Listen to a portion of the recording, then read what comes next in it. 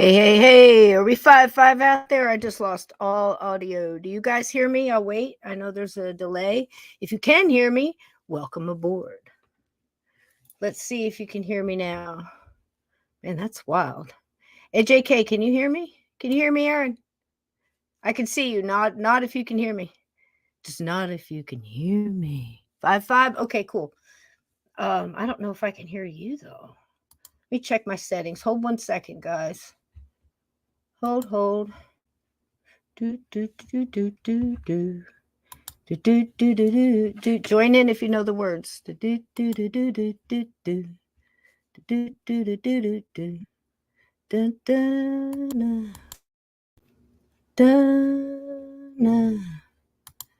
dun, dun. Okay, maybe I can hear you now.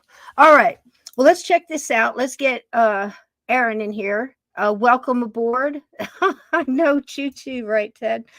Welcome aboard the Hot Mess Express, because I've got no audio, and we're going to see if I can figure out what's going on here. It just kind of cut out. So let me get my co-host for the night. Actually, he has a wonderful YouTube show. It's called The Radio Vault.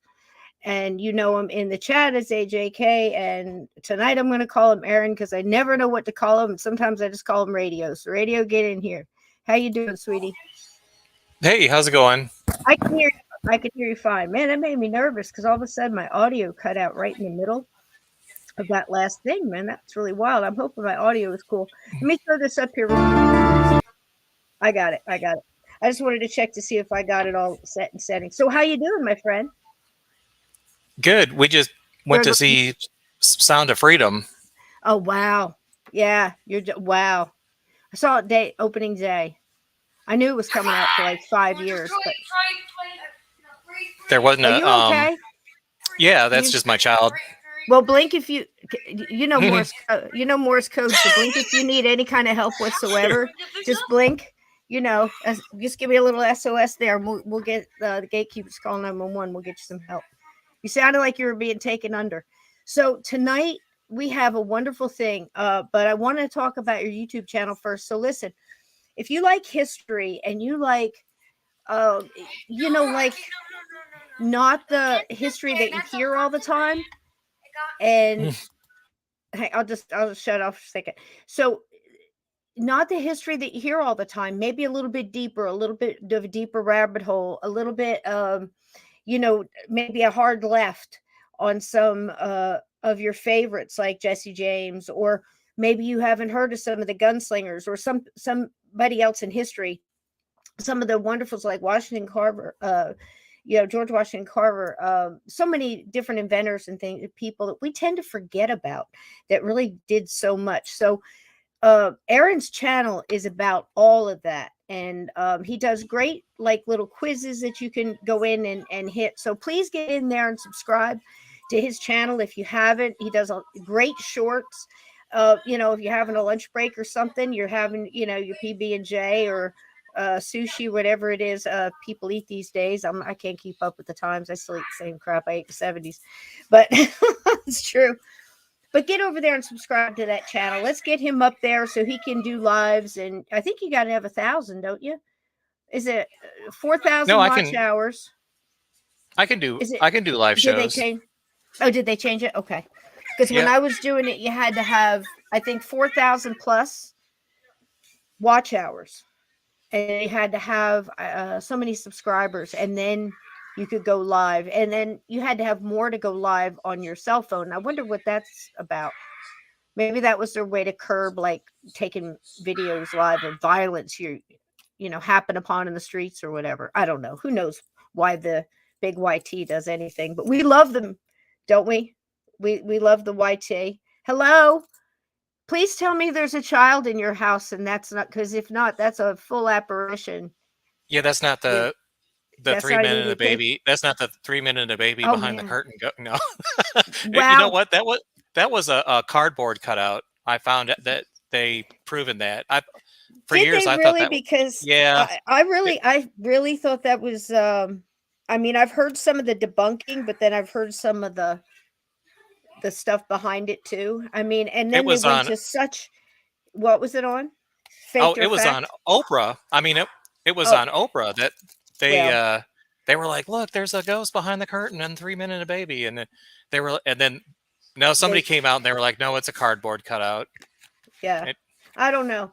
You never know what to, either way, especially, I mean, because then you hear stuff like, well, they really bent over backwards to try to get all of the production stopped until they could cut that part out of at that time, the VHS tapes. It wasn't DVD yet.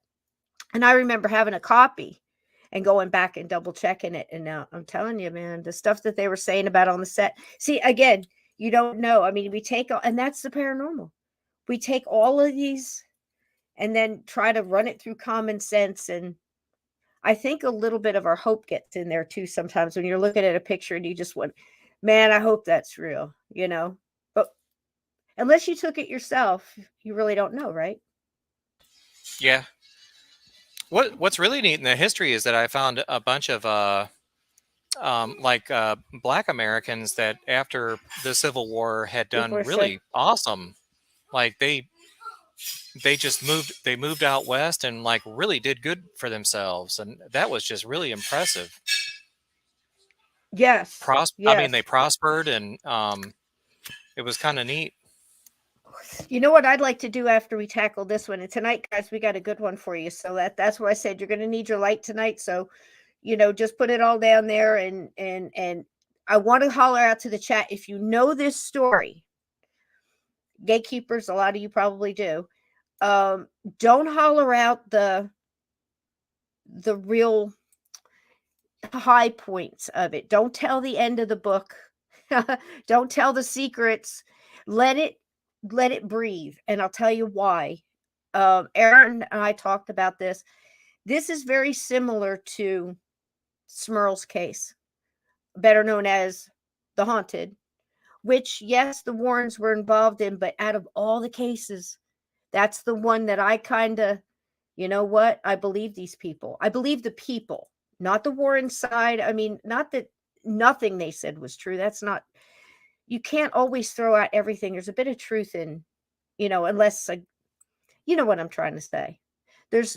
You can't throw it all out. You have to really sort it if you care about the details and what actually happened. And it's just like true crime, being a detective or anything else. You have to take the facts and then you have to sort it, and see how it all goes together. I can't tell you how many psychic investigation things I've seen where the cops that were on board for whatever reason threw out something that was solid evidence just because they were like, yeah, right, and it wound up in evidence only to come out 15, 20 years later and make the case, and the psychic was right all along.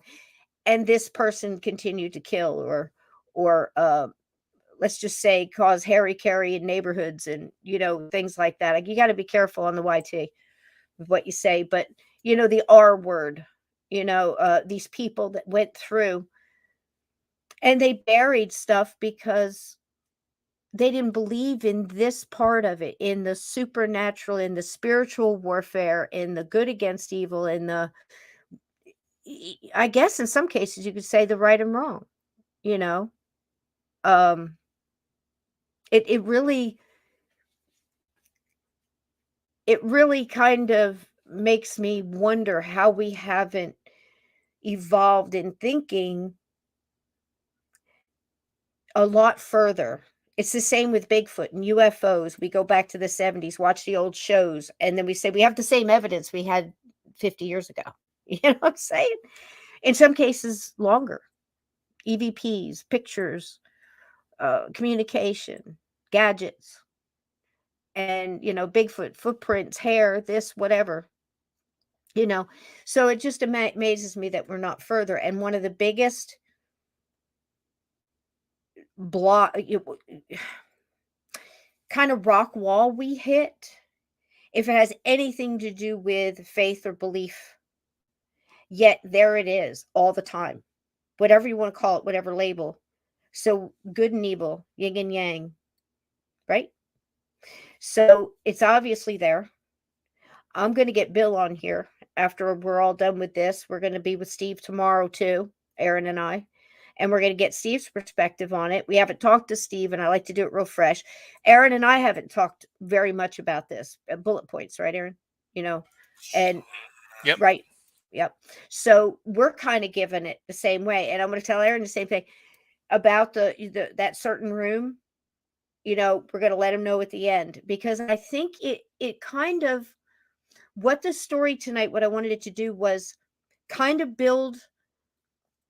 You take a box, and we're going to kind of open that box, unfold it like one thing at a time, take the roof off, look inside, and inside that box is this thing we call spiritual warfare. And what happens when, for whatever reason, something very, very bad focuses on something that's trying to be good, trying to survive, trying to be a normal family, and all those emotions and different energies and everything else combining. Aaron and I both have experience in our past. Sorry about that. I mean, hit the mic. Where I've questioned, did our presence or a certain person in my family's presence, their energy walking into that house, wake something up in that house that it connected to? You know what I mean? Or was it the other way around? Did that energy in the house affect the person? And we asked that a lot about a lot of cases, I think. Right, Aaron? What do you think about that? Yeah, and right now, I think there's I might know a family that has a generational hex on them, and even more so. Yeah, because they've just had a lot of people that they've had a lot of bad things that happen to them. A lot of people die. It's terrible. I mean, I've seen it. Too young too. Oh yeah, it's horrible, horrible. So, and I think it does affect. And we have people that we talk to, or we talk amongst ourselves, and we talk about it on a lot of different of these shows. Can something hurt you? Ghosts can't hurt you. They can make you hurt yourself, like you running into a wall or fall down the stairs or something like that. And that's what I always heard, from the adults growing up. They can't hurt you. They're not really there. They didn't tell me they didn't exist. They just said they can't hurt you. But you didn't get deep dive into it. You didn't sit down and say, tell me all about it. Every once in a while, you got a little gem. You hear a little whisper. You overheard a little conversation. You had to piece it together. And I think we're still doing that. I know Aaron and I are. I know Steve is. I know so many people out there. And I think that's what paranormal investigation is all about. Right? Yes. Just trying to sort it. So tonight, what we have for you guys, I've got a slideshow. I've got a little bit of the background on this house. And of course, we're talking about the demon, and jump in anytime you want, Aaron, on this. We're going to go through as it happened. Do you know what I mean? Instead of going back and forth, just as it happened. And very much, I've got clips for you guys from several different interviews of the people who were involved telling it themselves. And it's just little snippets along the way. And if you want to see those full interviews, I have them all listed. If you want to go and see them, they're there on YouTube. They're on Rumble, Daily Motion. They're out there. Trust me. The book is The Demon of Brownsville Road. The family is the Cranmer family. And as Aaron told me earlier, I had thought he was a Marine officer, because I was missing through those parts when I was listening, but he's not. He was 101st Airborne. He was out of Fort Campbell, Kentucky. I know it well. And he was an Army intelligence officer. Yep. And do I have it right? You want to add anything to that? Major. Yep. He was a major. Yep. And I think 10 years, I think he resigned his commission, because that's what officers have to do if they get out, to go and take care of his parents, wasn't it? Yeah. His brother had a car accident, and it was really affected his parents greatly. Of course, it would, losing a child like that in a car accident. And he packed up his family, and I mean, that's a huge. Yeah, that's that's like a huge decision. I don't know a lot of people that would give up. I mean, because he was almost like, that's like over the hump for being retired from the military. Yeah. And I mean, 10 years, I think he did. In 1978, he joined the Army, of course, Fort Campbell, Kentucky. and 101st Airborne. So nothing but mad props. I mean, that's no, believe me, I hung out with the 75th, the Rangers out of Georgia. And if you know anything about the military, 101st, and as well, nowadays we hear a lot about Navy SEALs, and all that other stuff. But listen, the 101st is they're no slouches, that's for sure. They're usually the first in there, right along with some other good groups. And it's not an easy thing to get through Ranger School. So that being said, it also states what I was saying in the beginning, back when we were talking this a week ago, that it's a type. And what I mean by that, and Aaron, jump in here. What I mean by that is you're an officer. You've gotten through that training. You've pushed yourself. You're used to hitting a mountain, and the only decision, it's not a decision whether to go on in this impossible task. It's how you're going to do it. It's you're going over it, around it, through it, So it's just a warrior mentality.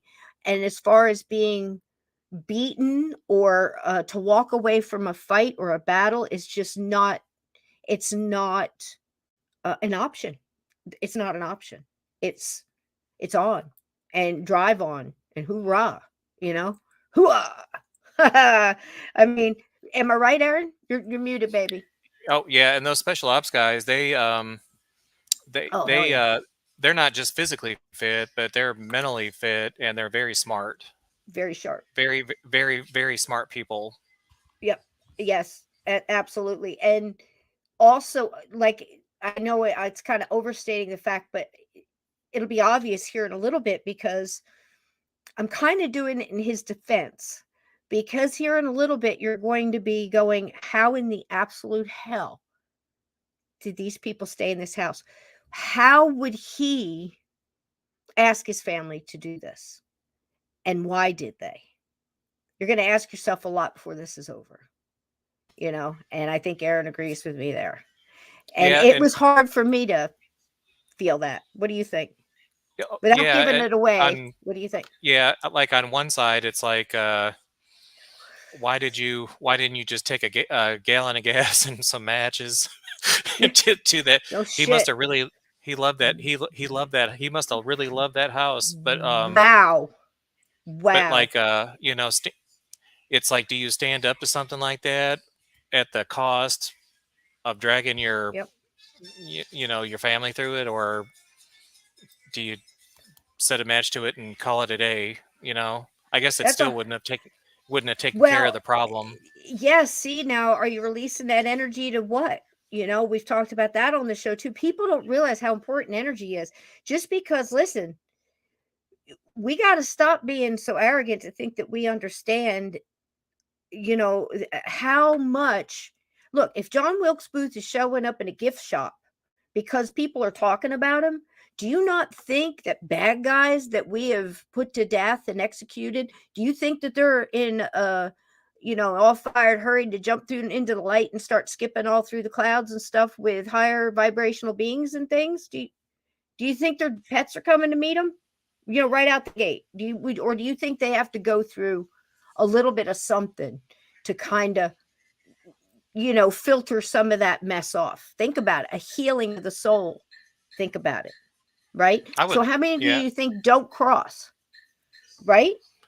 I would love to go to that gift shop and chew John Wilkes Booth out. Just out. And just tell him, what did you do? And just talk to him like he's right there, because that's the thing. Yeah. But I would have been like, you shot one of the greatest presidents we ever had. Dude, and then the guy that took over after him he was an idiot. I mean, I'm telling you what, that's how it goes. It's a pattern. Apparently we've had it a long time. Just saying. So anyway, moving right along. Absolutely. So my big thing was, how would this man do this? And look, guys, you know me. If I told you that more than one night, I sat and thought about this story and tried to understand what was going through this man's and the family. I mean, the family is just overwhelming. just the man, the father, who was the obvious alpha in his home. I mean, he was just a regular. And look, his wife was no slouch. I'm not saying that.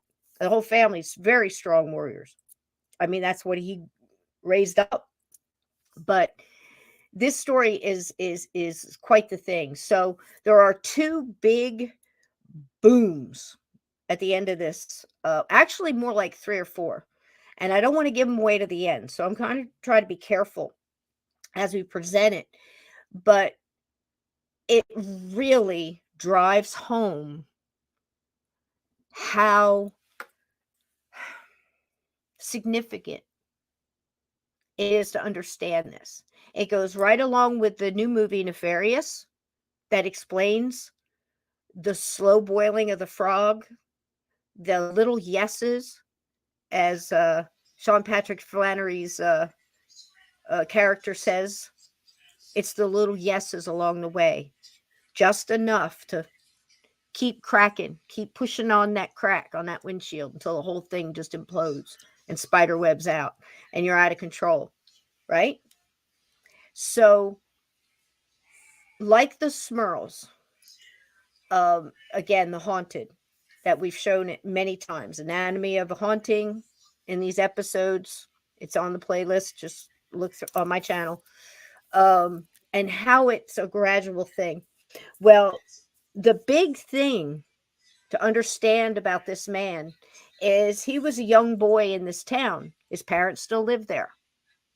And every time he would pass this house, it would call to him. He remembers his whole boyhood. Every time he sees his house, I want to know what it looks like inside. The house spoke to him, he says, right? And the house that we're talking about is this one right here. And this is the house on Brownsville Road. Now, this is when he first moved in. And the pictures will kind of like go through where he's really fixed it up. This was a guy who had it together as far as historical. I don't know if you know, Aaron, how much he was into history. He eventually got into local politics, and we'll talk a little bit, about what his role there was. But as the boy, right. He ran for something. Yeah. Was he actually was it alderman or it was mayor? I have it. Or no, he's the mayor, wasn't he? Commissioner. He was a commissioner, county Okay. commissioner. Eventually, but he started out in lower, local stuff. But see, the whole thing about it is, I'm going to go back real quick and recap. He leaves with his family, and his family, if I can get it correct here, this is him when he was in the military, right when he left with his family to go and help out his parents. And he gets in town, and his parents say, guess what? Your house just went up for sale. It was such a prominent part of his childhood and him growing up and asking about it and talking about it with his family that his mom knew to say, your house just went up for sale. Days before he's loading a truck to move out there. And he's had a draw to this house. A lot of my gatekeepers know where I'm going with this because we know a lot of energy connection. People have been drawn to things. I've talked about how I'm drawn to Gettysburg. Are you drawn anywhere? Is there a place that just keeps calling you, Aaron? No, not really. You've never experienced that?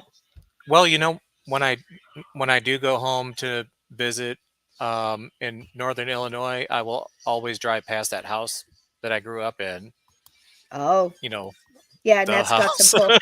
Yeah. I know what you mean. And I kind of want to knock on the door and see who lives there, but and ask them. Yeah, they might like who's pulling in our driveway with Texas license plates and right. Like I think a lot of us would like to do that and see. I mean, I wish I could go back to my farmhouse, but it's it's condominiums now. It's hideous. But wouldn't you like to know? I hope he's not. My Revolutionary War soldier's still not knocking around somebody's walk-in closet among the Prada and the Coach bags and shit. You know what I'm saying? I mean, You're how hard for, Revolutionary War soldier to be sitting there and they've got, some Gucci thing going on. You know what I'm your saying? your nephew Michael, he showed us pictures from like I think it was on Google Earth. He showed us pictures of where he grew up. That's a Yep. nice piece of property. That was a nice Yeah. property. Yeah. Was it My so sister. it was in the same area where I mean, I'm No, guessing it this was was, no? well, not very far, not very far. Right in the same county. Let's put it that way, but not right up against each other. And that was my sister's Ronald Lee's house that he grew up in with her Yeah. second husband. Yep. Yeah, And so the audience knows I used to watch Conflict Radio, which is Michael, her my nephew. nephew. Yeah, and she came on as a guest one day, and I was just like, "Oh, I'm gonna subscribe to that." Thank you. Thank you. Because you're keeping it real. I mean, that's it. And those kind of energies get next to us, like we're learning from each other, and I think it's great. But you connect into that energy now. I think our consciousness are changing so much, and you were really recognizing like minds earlier. It's You and almost him like, have, yeah, you and him have got that same like y'all just both of you have that same knack for like talking to people, interviewing people. It's great. oh, thanks. I'm real proud of them. Funny story, I'll tell it real quick for those who hadn't heard it. I'm sitting in my sister's house, and my sister is like the matriarch of the entire family. And there's a brood of us. Trust me. There's like, 9, and then there's halves and steps, and we're not sure, but we just grew up with them kind of guy. Hey, Chris, how you doing, sweetie? And everybody else out there, I didn't get a chance for Niece and Joanne and Lindsay and Aunt Edna and D-Rock, everybody in your Ted, Vixen Doe. I've seen so many people. I'm just so excited to tell all this, so I'm jumping around. I don't mean to. But hello, everybody. I love you all. Thanks for being here. Hope you have a good time.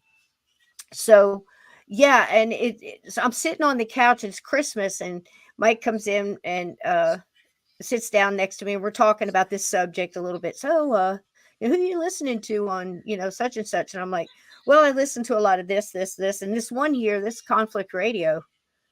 2 years I listened to him and didn't realize it was him because he never spoke the first couple of years he was on. He never spoke. It was just loading stuff Oh, and sharing things, and having different podcasts on, like Shannon LeGros, wonderful podcast, and all different podcasts on. Jim Mallard, and it's like all of my favorites in one place. So of course I'm listening to it. And he kind of laughed at me. He goes, I'm gonna tell you a little secret for Christmas. I was like, what's that, man? He said, that's me. It's true. It's so true. But you can't make that shit up. I'm like, no way, dude. He's like, yeah. And it was funny. So he had to put a little something on, like when he got back home, to prove it to me it was him, because I was like, no way, you're pulling my leg, But he had and it a was him. one of his Yeah. last second or third to last. Like he hasn't done anything in a while because he told me He he got was in a mad. car. He got in a Yeah, car and wreck and he's, look, man, we've got the fire. When we're mad at something like the world events and stuff oh like that, and if you can't say what you want to say, I can understand the frustration. So he's chilling, just trying to maintain so he can sort things and then get everything, get yeah, all the monsters under control, because he it's had a hard. real obnoxious guest that was they were talking about it was the Georgia Guidestone Oh, episode, was and it? that guy was really I'm obnoxious, surprised he didn't tell him to just go, and I think he felt really scratch. bad about. I think he apologized to all of us. I was like, well, it's not your fault, You can't help, people are gonna be assholes. Are gonna be assholes. Get them off and play some cartoons or something, man. But then again, I'm older, and I got better armor. Sometimes I have to tell him, like, but smart, smart, intelligent individual, a great mind, and it's just sometimes you have to take a tap out, take a break, because there's a lot going on and there's a lot to sort. And if you're going down those deep dark rabbit holes, sometimes The sunlight hurts your eyes. You know what I'm saying? You have to take a break from it for a little bit. He'll be back. He'll be back. So onward and upward, guys. Listen, I have got a little video that's going to help you out. But basically, just to get you started here, and once you start hearing the actual interview, that's why I'm trying not to say too much about it, from the actual people who experienced it, then you'll really get the full feeling. I don't want to kind of ruin it by giving it all away. So I wanted to show you one more thing here. Oh, okay. Now the family, I wanted to show you the family one more time and understand that at the time they moved in, this is his lovely wife, how she made it through this. A miracle in itself, and each and every one of these kids. And may I also add the dog. I was so worried for this dog throughout this entire story. And this is not the first time I've heard it, but it's the first time I've dug this deep on it. The dog, I mean, just mad props. Do you agree, Aaron? I mean, the dog was a star in this. Animals know. Oh, I mean, they know. No doubt. No doubt. But what a trooper that dog was. And then I see a picture of the dog, and I'm expecting it the way they're describing. I'm expecting it to be like a German Shepherd, like a big old, like army dog. You know what I mean? And wait do you see how sweet this puppy is? I mean, but what a warrior. What a warrior. So onward and upward. This is his family at the time they moved in. This young man right here, right here, I think was 3. Okay. And they are actually, the daughter is Jessica. You don't hear too much about her, a little bit, but not too much. She got married, got pregnant early. This isn't giving too much of the story away, but like when she was 16, almost like one of those, I'm getting the hell out of here, got with the boyfriend, and they wound up moving back into the house, and, they go through their own thing. You'll hear about it later. But, it's just amazing to me what they went through. Bobby Jr. Okay. That's this gentleman right here. And then you've got David and, sad story there, and Charles. And Charles was 2 months old when they moved in. Can you imagine bringing a 2-month-old baby into this house? Wait till you hear. All right. So what do you want to say, Aaron, before we get started? I pretty much think we've got it opened up.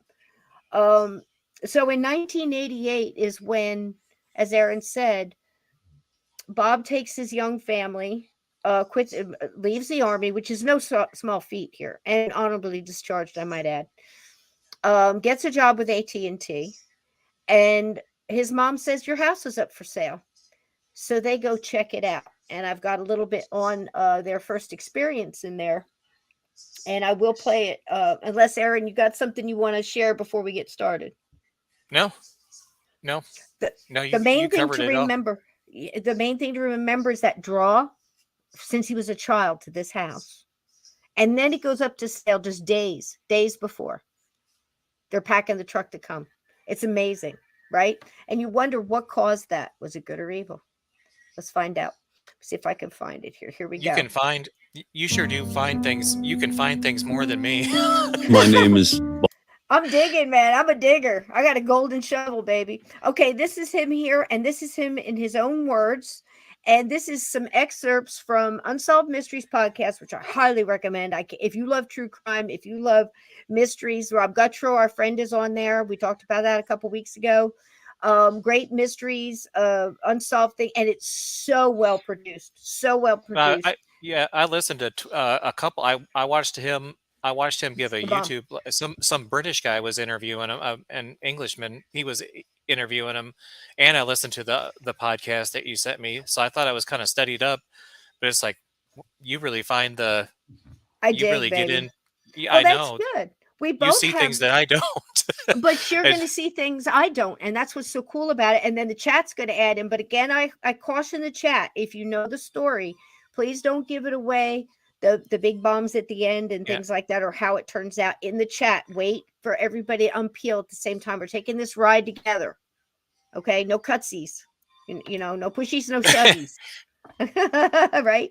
All right. So again, and it's also some excerpts from I can't see because it's blocked there. I think it's does that say W twat? What does that say?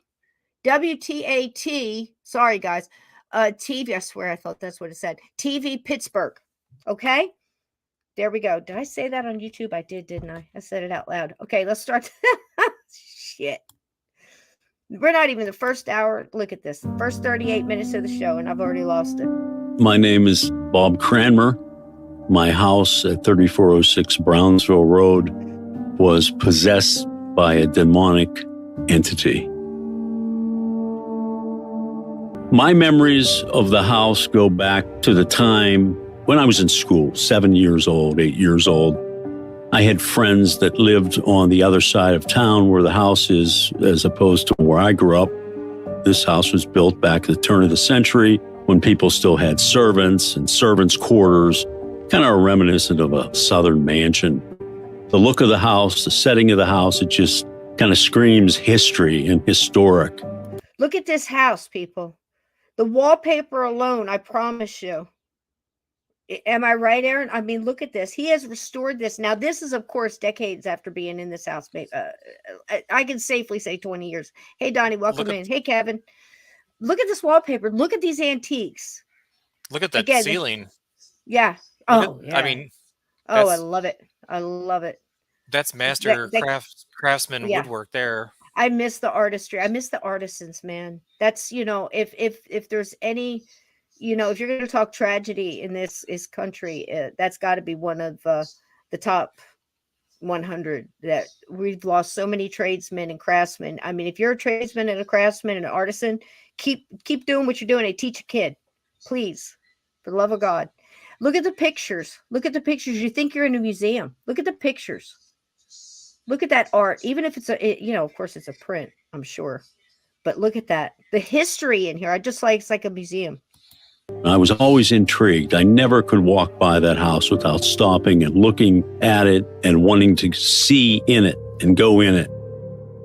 So 10 years later, in 1988, I came back with a large moving truck, a wife, and 4 children. And interestingly enough, my dream house was coming on the market, which I thought was not a coincidence. Nope. When you walk into a house like that, it's impressive. You have these large, giant rooms with 10-foot. Okay, I want to stop it right there for a second. He's going to describe this, and I've got as many pictures as I could grab to share with you guys how gorgeous this house was on the inside, right? And you look on the outside, and I don't know, Aaron, do you get the creepy feeling when you look at this like you do when you look at Amityville? Interestingly enough. Think about that. Actually, no, I don't. Yeah. It's a warm looking house. Yeah. And inside the wood, like I said, the craftsmanship in this. Where's Susan Woodcarver? She would unbelievable. The ceilings, the beams, where do you see the staircase? I mean, it's just, oh gosh. So and the type of the quality of the wood is better than what they had today because baby. Yeah, because the trees, were able to get older at that time. So true. Than they are today. So yeah, that's a good point to bring up. Yeah. And the mahogany. I mean, I've been in love with that forever. The wood, not the movie so much, which wasn't a bad 70s movie with Diana Ross. She did all right. But looks like an Irish pub in there in his parlor. God knows Cisco. Oh shoot! If you don't know that I love dark pubs, and shoot, I'll even put up with drinking a different kind of beer. I'll usually have a Guinness or something like that if they don't have Boston Lager. But man, I'll tell you what, it's nothing like drinking a cold one in a dark bar, right? Yep. All right. So that's interesting to me, though, is looking at this.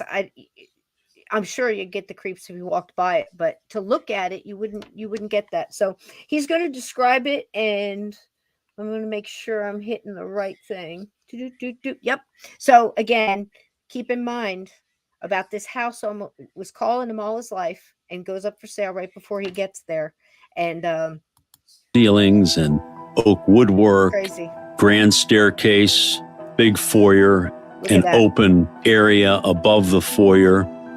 It had a pantry where food would be prepared and served with a window into the kitchen, a servant's staircase, dining room that was equipped with a servant's bell. That's actually a picture of apparitions. You can see it there. He's going to talk about it later, and it'll show again.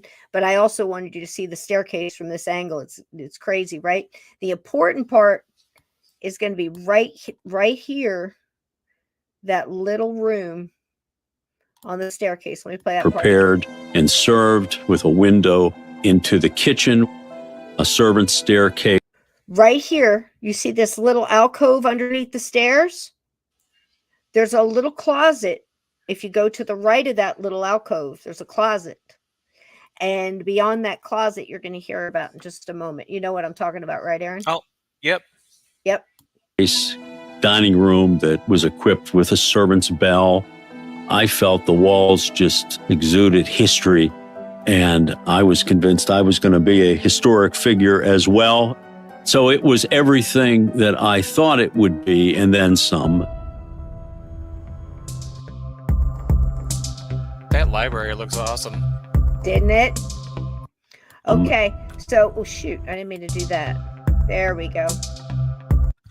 So this is him, you hear it in his voice, how much he loves his house. Still.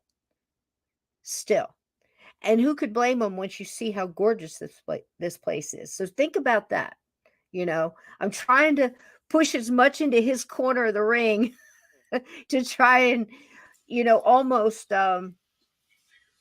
through this story, you just want to shake his head and go, just for the love of God, like I said, the dog alone, but you've got a 2-month-old kid in here, when you hear about some of the things that the family went through, you'll go, what?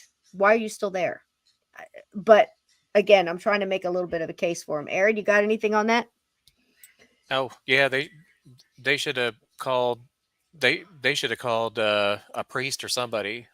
Well, they call quite a few. You'll see as it unpeels what they went through. Hey, Susan Woodcarver, that's what I'm saying. She's up in soap suds. Are you taking a bubble bath, sugar? I hope you're in a big tub on a mountain, with a glass of champagne. One of those old clawfoot tubs that are on the side of the mountain. There's nobody up there, so you can be up there naked, bubbles up to your neck, and just looking at the sun go down. Sun go down, sundown. No, are you on the side of a mountain in a tub? Oh, she's giving dogs a bath. Oh, never mind. That's a whole different experience. Have a glass of champagne or something afterwards. At least have a cold beer. All right, so he is about to take the first tour.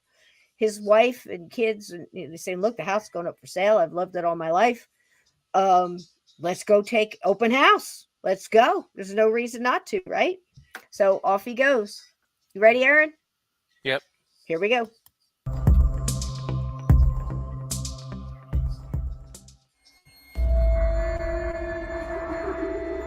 They found him on the steps going up to the second floor on the landing, halfway up.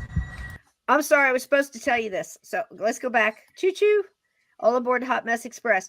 I forgot I was going to tell you this part. So what happens is the little boy, the second one, David, I believe this was. It was either David or it was Bobby Jr.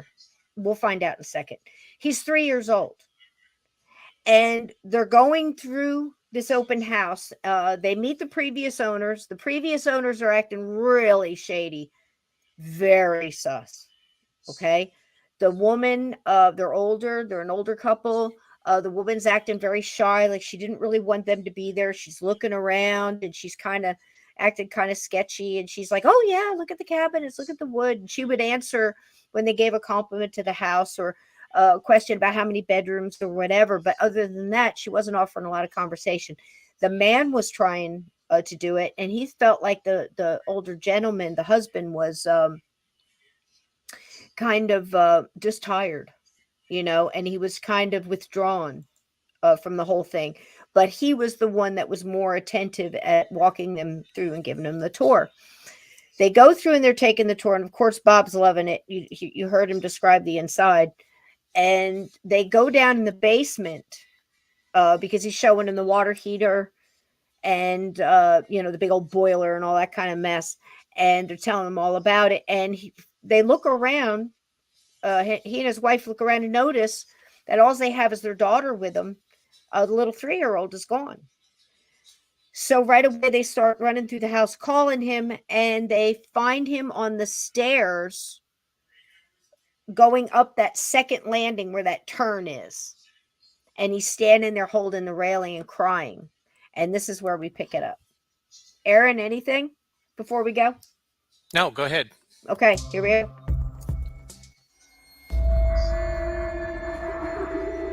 They found him on the steps going up to the second floor on the landing, halfway up. He was standing there trembling. So the woman rushed up the steps and embraced him and said, "Oh, honey, what's the matter? Did you see something?" What was that supposed to mean? Did you see something? What would he have seen? Okay, stop it there. Now, did you hear this part, Aaron, before? In the Unsolved Mysteries, yes. Yes. So again, that's an odd thing to say to a little boy, "Oh, what's the matter, honey? Did you see something?" Right out the bat. And he thought it odd himself, but they all kind of brushed it off. Okay. So, again, you see it starting to right out the gate. This is her first walk through the house. Okay. And it seems to me that little boy kind of has the rough end of they all had a hard time, but that little boy is the one that has all the connection all the way through, the one that sees the most, the one that experiences the most in the beginning. So for all of you paranormal investigators and people trying to sort some of these really deep, multi-leveled cases, this is a good thing to remember. Usually there'll be that first one that has that experience. You would have thought it was this guy. And if you bring back to the fact when he was a kid, he was drawn to this house, he may be the first one. You see what I'm saying, guys? Aaron, you got anything on that? Had you thought about it that way? No. That instant connection, that first connection, that, it's like almost like something gets its hook in you, and it's like you're the one it rides for a while until it gets a good momentum going, and then it jumps around.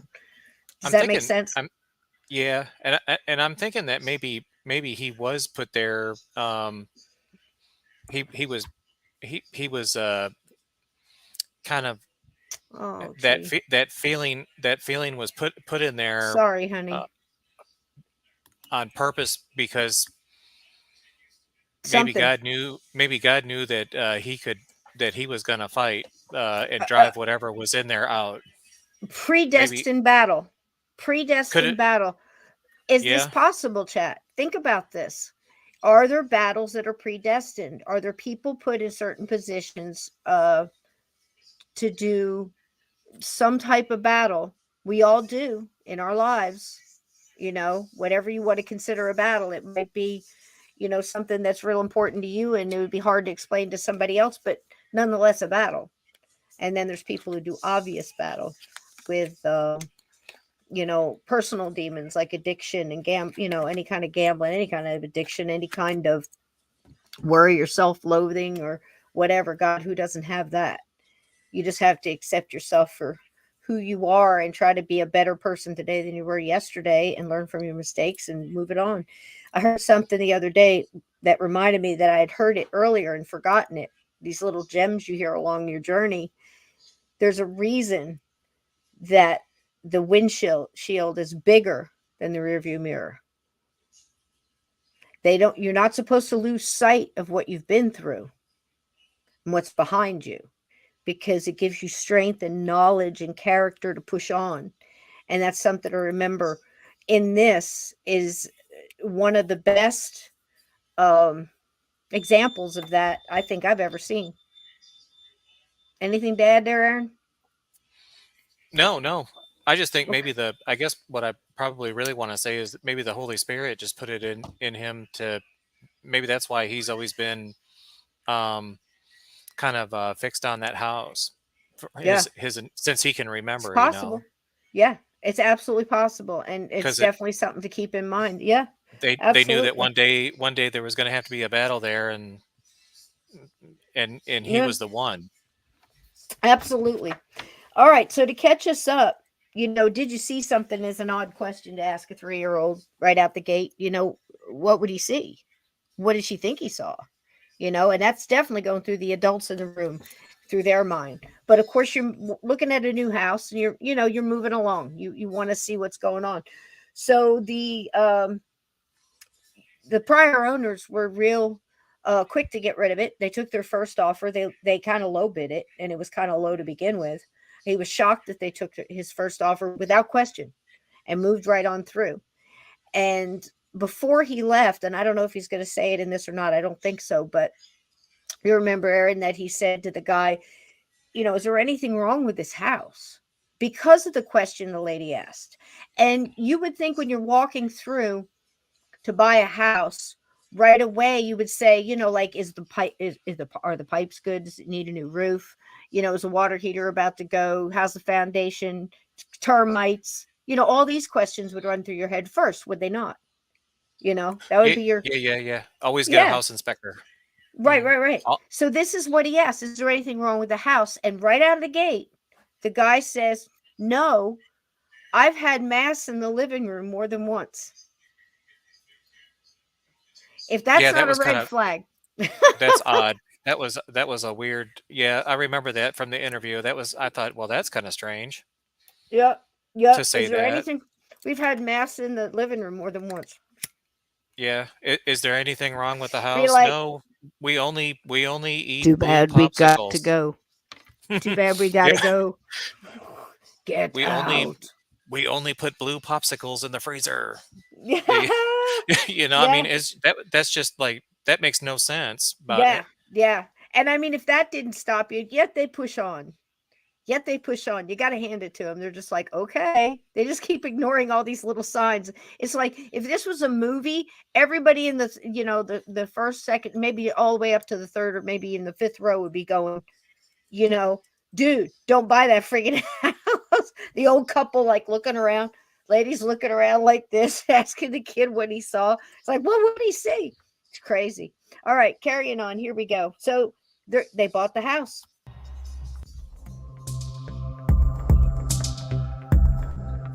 It's the little things at first. It's crazy. The closet was dark, and I would reach for this light, and I could never find the chain. And the chain was always either wrapped around the shade of the light, or it would be meticulously wrapped around several of the little screws that hold the shade to the light fixture. There were times when I would turn the light out and go back not 5 minutes later, and it would be wrapped around the light that quickly. And that continued. Something was going on. There he goes. Something was going on. Okay. So, Aaron, you remember this from the interview. Uh-huh. And the thing about this, he said, this continued. It continued.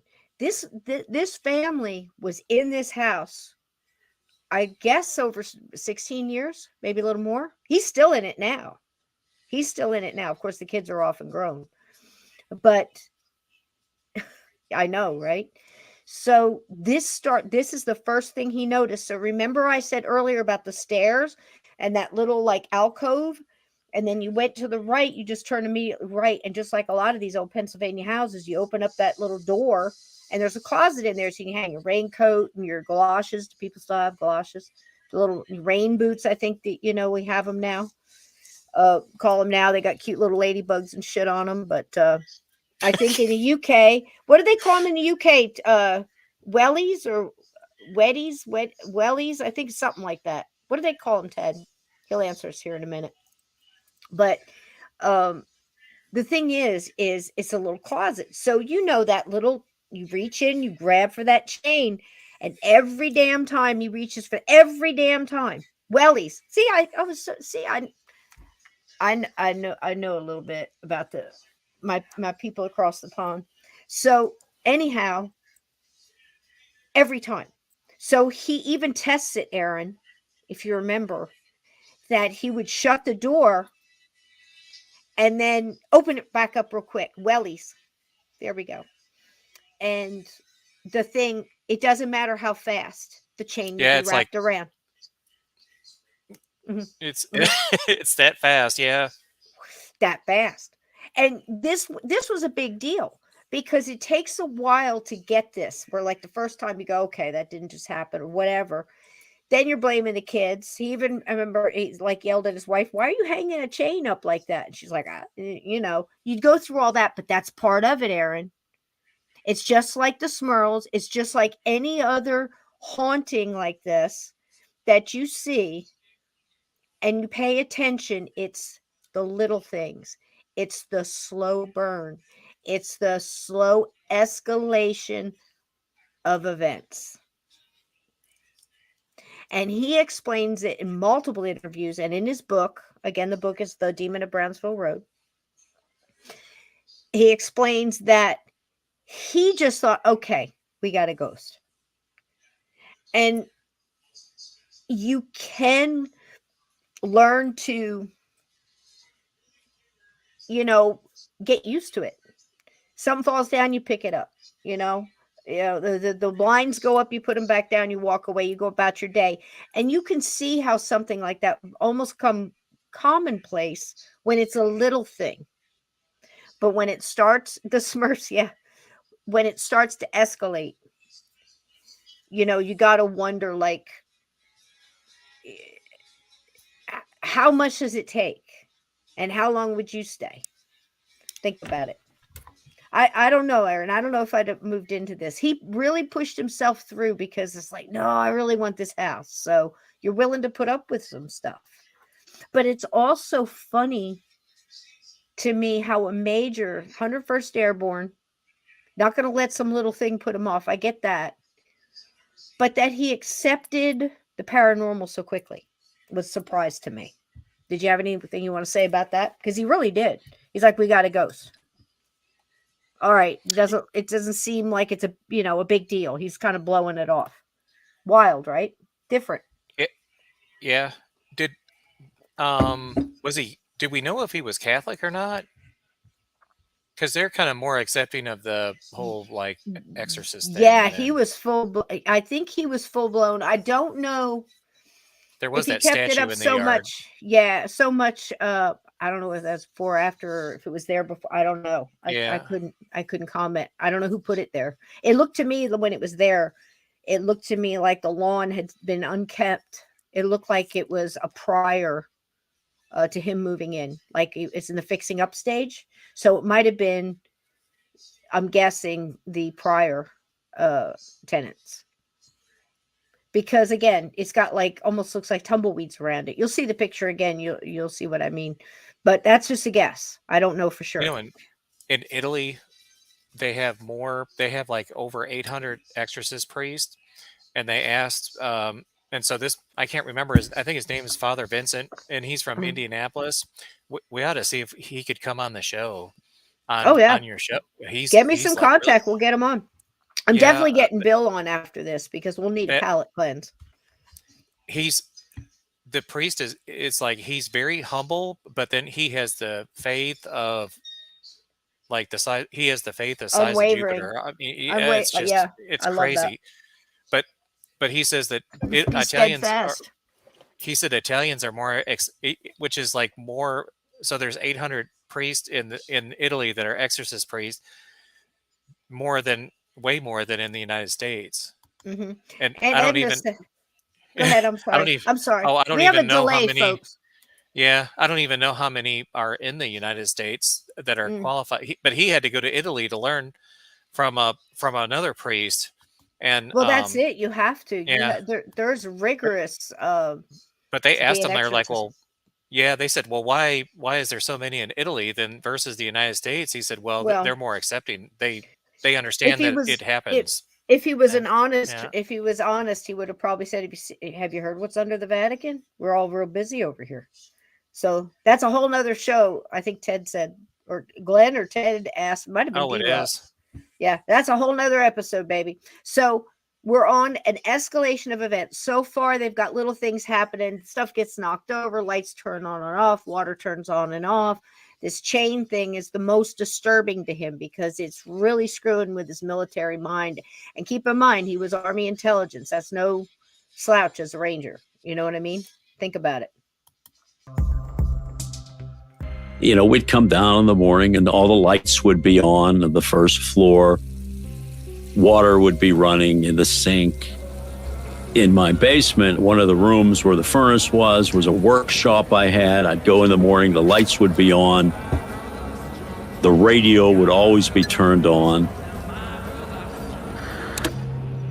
We knew there was some type of spiritual activity taking place in the house. You know, old house, there's a ghost here. So once we got past being freaked out by some of the things it did and became somewhat routine, it didn't seem threatening, and we just thought we could learn to live with it.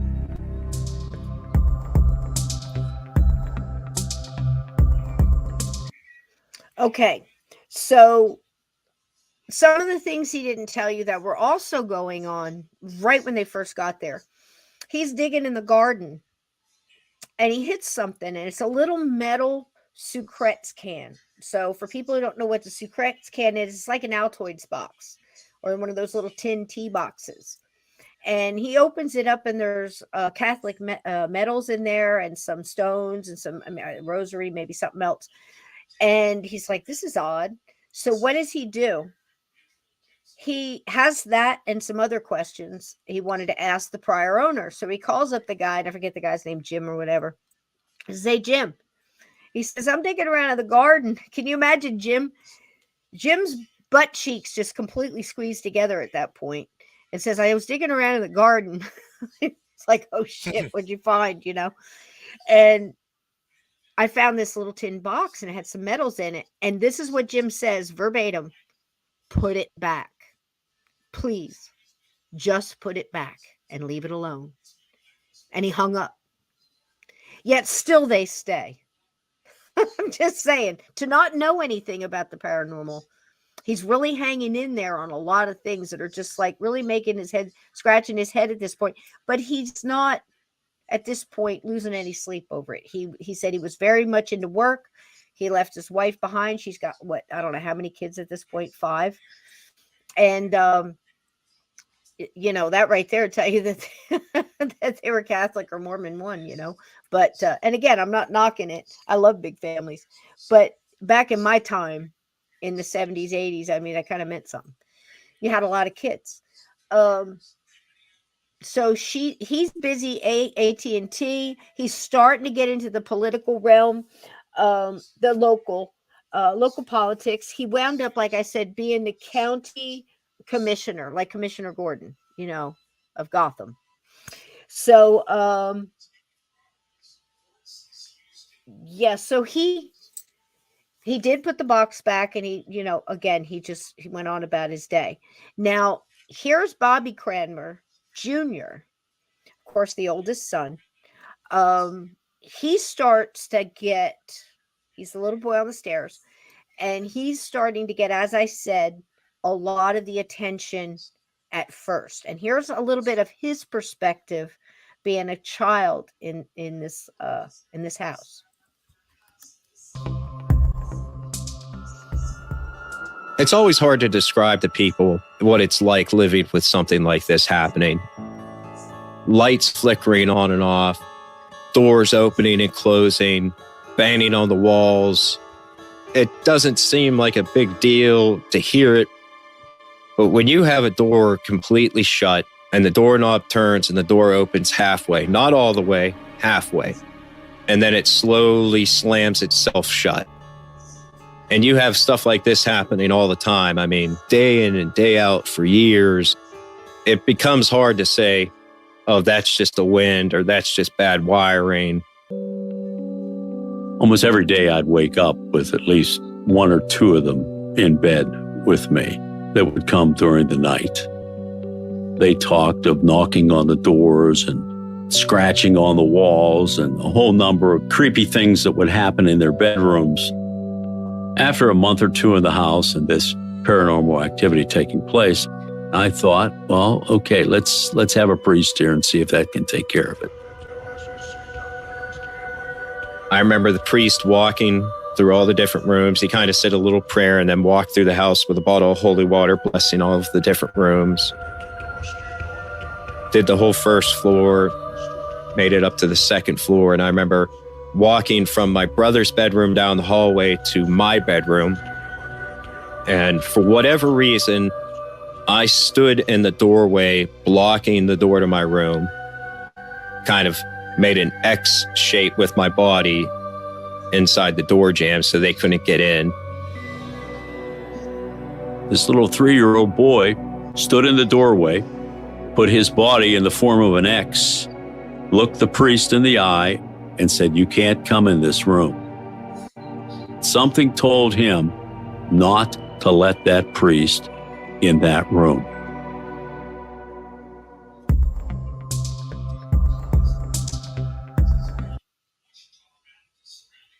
Was that a real picture or was that a drawing? Oh, I think you're muted.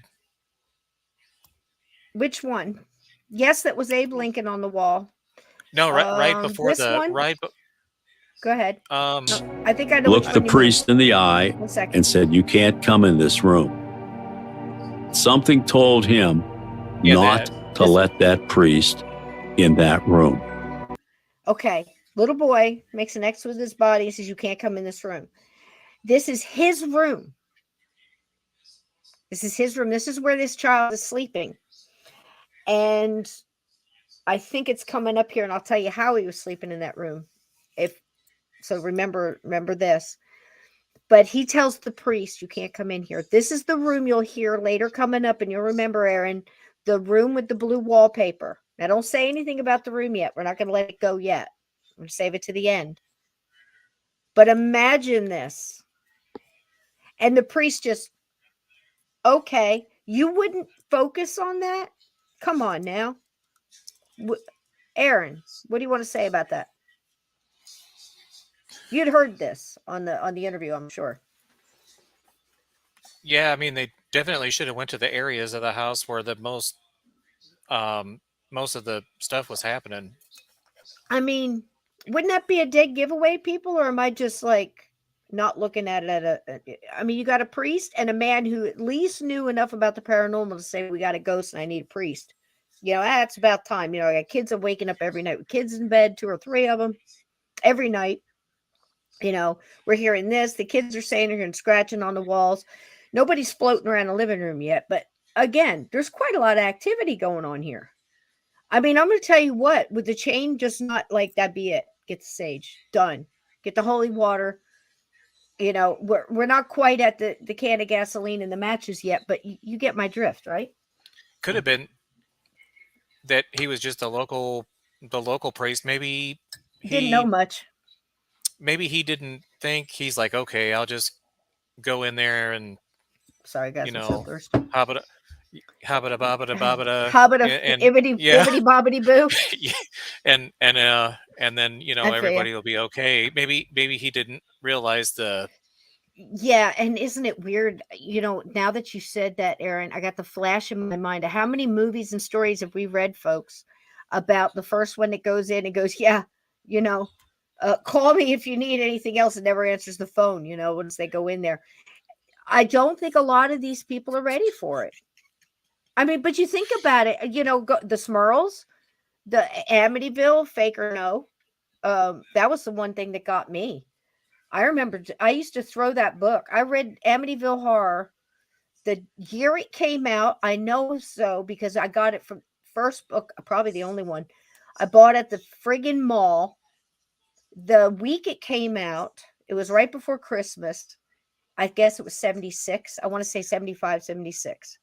Somewhere around in there. And I read that book, and I never slept with that book in my room. I would always finish reading it and put it outside my bedroom door in the hallway and close the door. Amityville Horror, hardback. I remember it was the first hardback I think I ever really owned. And I took the dust cover off and put it up so it wouldn't get messed up. Who else does that? And just kept the book. They put it on there so you don't mess up the good book cover, the material book cover. You know what I mean? The linen. It's Did they funny. say like, yeah. Did they say like what the year was this in the 80s or the 88. 90s? They moved in 88? 88, so it would have been 88 to at least 2000-ish, 2001. I think it was still going on, but 10, 16 years with the kids, and the kids are older and they're moving out and they're doing, things are happening, life is going on, I know his daughter got pregnant early. It sounded very much to me like, it seemed like as the kids got older, they stayed longer and longer out of the house. So they would stay over friends' houses. They couldn't have friends over. They tried that, throughout their childhood. Again, 5 kids, you're gonna have friends over, and something would always happen and the kids would never come back. So it's that bad. Yeah. I was just thinking maybe this was happening around the time period that the Amityville? the Amityville movie had come out, or because the movie is not what really happened at all. No. I mean, yeah, but still, I think we proved that. I think Mr. Cho and I did about like 14 hours on Amityville Horror. We ripped that bitch upside down another. I mean, inside out and peeked under every corner. Donnie actually found that there had been exorcisms in that house before, if you remember correctly. If not, guys, go back and watch that. It's like a 4-block, episode block of Amityville. We take all the bullshit out, and just like we tried to do, with Lizzie Borden, all of it. Lincoln went all the way back to his mama, just dispelling, dropping facts as best as we can and going, we don't know on the stuff we don't know. You know what I mean? Can't prove, but we had trying to do sauce here, absolute sauce, research for yourself. But like I say, so anyway, I am going to shut off my camera for a minute when I jump up and get some hot water, but that's where I'm going. I'll be right back. But, yeah, this is crazy. So what I was saying about the priests was, seems a lot of them aren't quite ready. So I'm not really sure why this priest didn't push past the child, sprinkle a little holy water on his little head, say, aren't you sweet? Pick him up, take him downstairs, give him to his mama, whatever, and go in and cleanse that room, because now I'm like double down on that. I mean, am I crazy or what? Yeah, I'm thinking maybe the priest didn't believe what was going on in that house, and wanted to get the hell he out just of went there. over there, and maybe he was just there to kind of appease, because that's what they do. They're supposed to be there for the people, so they. Yeah, and you know what? Oh, it's also weird now that you say that, Aaron. You remind me. Just a theory. Yeah, I mean, but that's good, because now I'm thinking too. In this case, I remember digging through it in multiple directions, that the church and the priests, right out of the gate, all cooperated very quickly, very easily. Now, as I'm saying this one here, I'm wondering why he didn't, really focus on that room. To me, that would be a red flag, like over here, especially when you got a little kid doing this. That's totally out of this kid's character. I'm sure he had a horrible look on his face when he was doing it, and determined, obviously something had a hold of him. Obviously. Why wouldn't you push past that and go, give that, kid a holy water on the rocks and, and a cookie or something. And I'm going to go take care of this room. I'm going to be a minute, I don't get it. He just goes past it and just avoids the room. Why? Right? Get a new priest. That one's broken. You know what I'm saying? Think about it. Oh yeah, because I've been to different masses, and they're not all priests are created equal. I mean, some are like, wow, that was you leave and you're like, that was great sermon, Yes. and some. Yeah. It's like, and then some, you're like, how'd the guy get that job? Yeah. Oh yeah. Oh, honey, I've seen some good ones. One of the best ones was a Pentecostal. One of my favorites. Saved me once from being choked out, but that's another episode too. So anyway, by a spirit. That's a good story. It's a really good story. I might tell it after all this is over. Remind me, gatekeepers, when this is all over, before the episode is done with Steve tomorrow, because we're continuing through. It's a big story.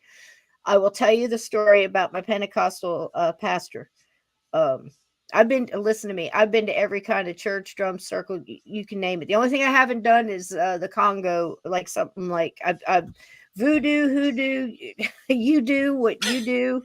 You know what I'm saying? I've done all kinds of stuff because how are you going to know? Right? I've sat through all kinds of things I didn't understand. I went, they could be saying anything. And I'm just sitting there going, because you don't speak Latin. I'm telling you, people might want to look into that. I've heard some things. So not getting off the subject, but all right. So I'm going to go get some hot water. And this picture is just a picture that was, this was not in the book.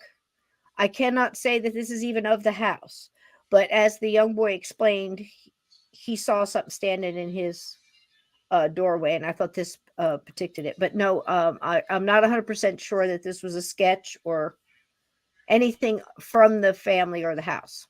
It was That's just the same. Yeah, that looks like the same thing that I seen that I was describing about holding that stick with the egg on the end. Mm-hmm. That's what it looked like, except it was short. It's nuts, right? Oh yeah. Mm-hmm. It's just, and I think in a lot of ways it matches a lot of people's descriptions of things that they've seen. It fits the type. Okay. Yeah. So we are at, now don't forget, guys, that was the room. That was the room with the blue wallpaper. So you'll hear throughout this different mediums. There'll be a medium involved here. Don't give it away yet, but that was a kicker in the ass, wasn't it?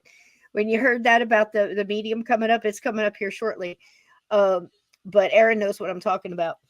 But the room with the blue wallpaper, that the little boy stood up and said, "Don't go in here," and the priest went, "Okay." So do with that what you will. So there are deeply hidden secrets that are starting to unfold. Now, think about the amount of time they've already spent in here. I think we're already up to like 6-7 years in. I mean, again, like I said, a gradual escalation. It's crazy. So I was in 4th or 5th grade. My bedroom was at the front of the house, so I could see the driveway. And I remember seeing my mom's minivan leaving, taking my brothers and my sister to school. As soon as she pulled out of the driveway, I started hearing a noise, kind of like if you were to take a set of bagpipes and hook it up to like a guitar distortion. It slowly started getting louder and louder and louder. And I had this feeling that something was coming towards the room. I'm looking at the door, listening to this noise, and this figure rushed past the door. It looked like it was wearing a cloak, an all black cloak, hood on. I couldn't see a face or anything. And then it came back and it just stood in my doorway. Obviously, I'm terrified, and I pulled the blankets up over my head. The blankets ripped out of my hand, flew to my feet, folded at the foot of the bed. And I'm laying there looking at the ceiling now, and directly above me is another figure that looks like a human body if you turned it into a light bulb. I couldn't see the ceiling because of how bright this thing was. And I remember I closed my eyes and I screamed. And it all stopped. That was my first real experience that I had. My brother David saw it one afternoon. He was laying in the living room on the couch watching TV, and he saw it walk through the dining room into the kitchen. And it startled him enough that he stood up and ran into the kitchen and asked my mom who just walked in here. And she looked at him like, who are you talking about? Nobody here, it's just me. And he said, I just saw some big guy wearing a hood come walking in here.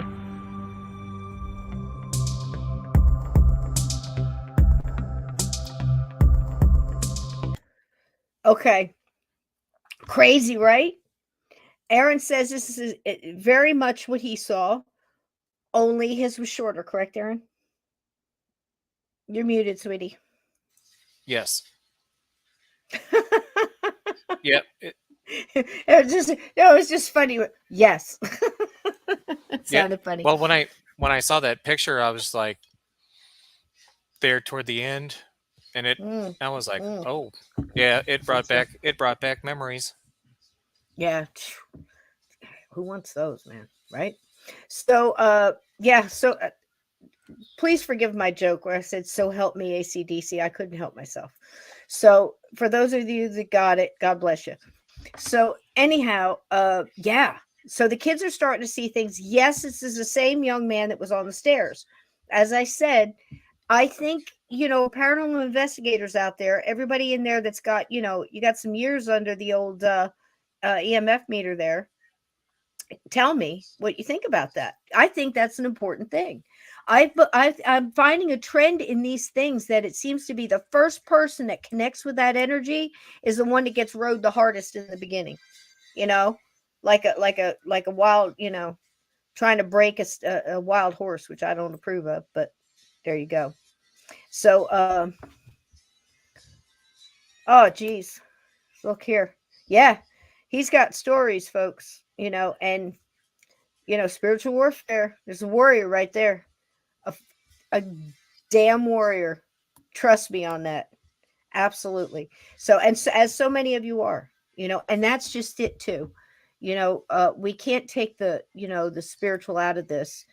I think a lot of times we pick up a lot of little wisdoms along the way. And one of them that I held on to that thread until I really understood how it fit into the tapestry of the journey, and you kind of hold on to it because it's a golden thread, and it's going to be a great connector and a conduit for many other things, and it's going to snap into place just at the right time.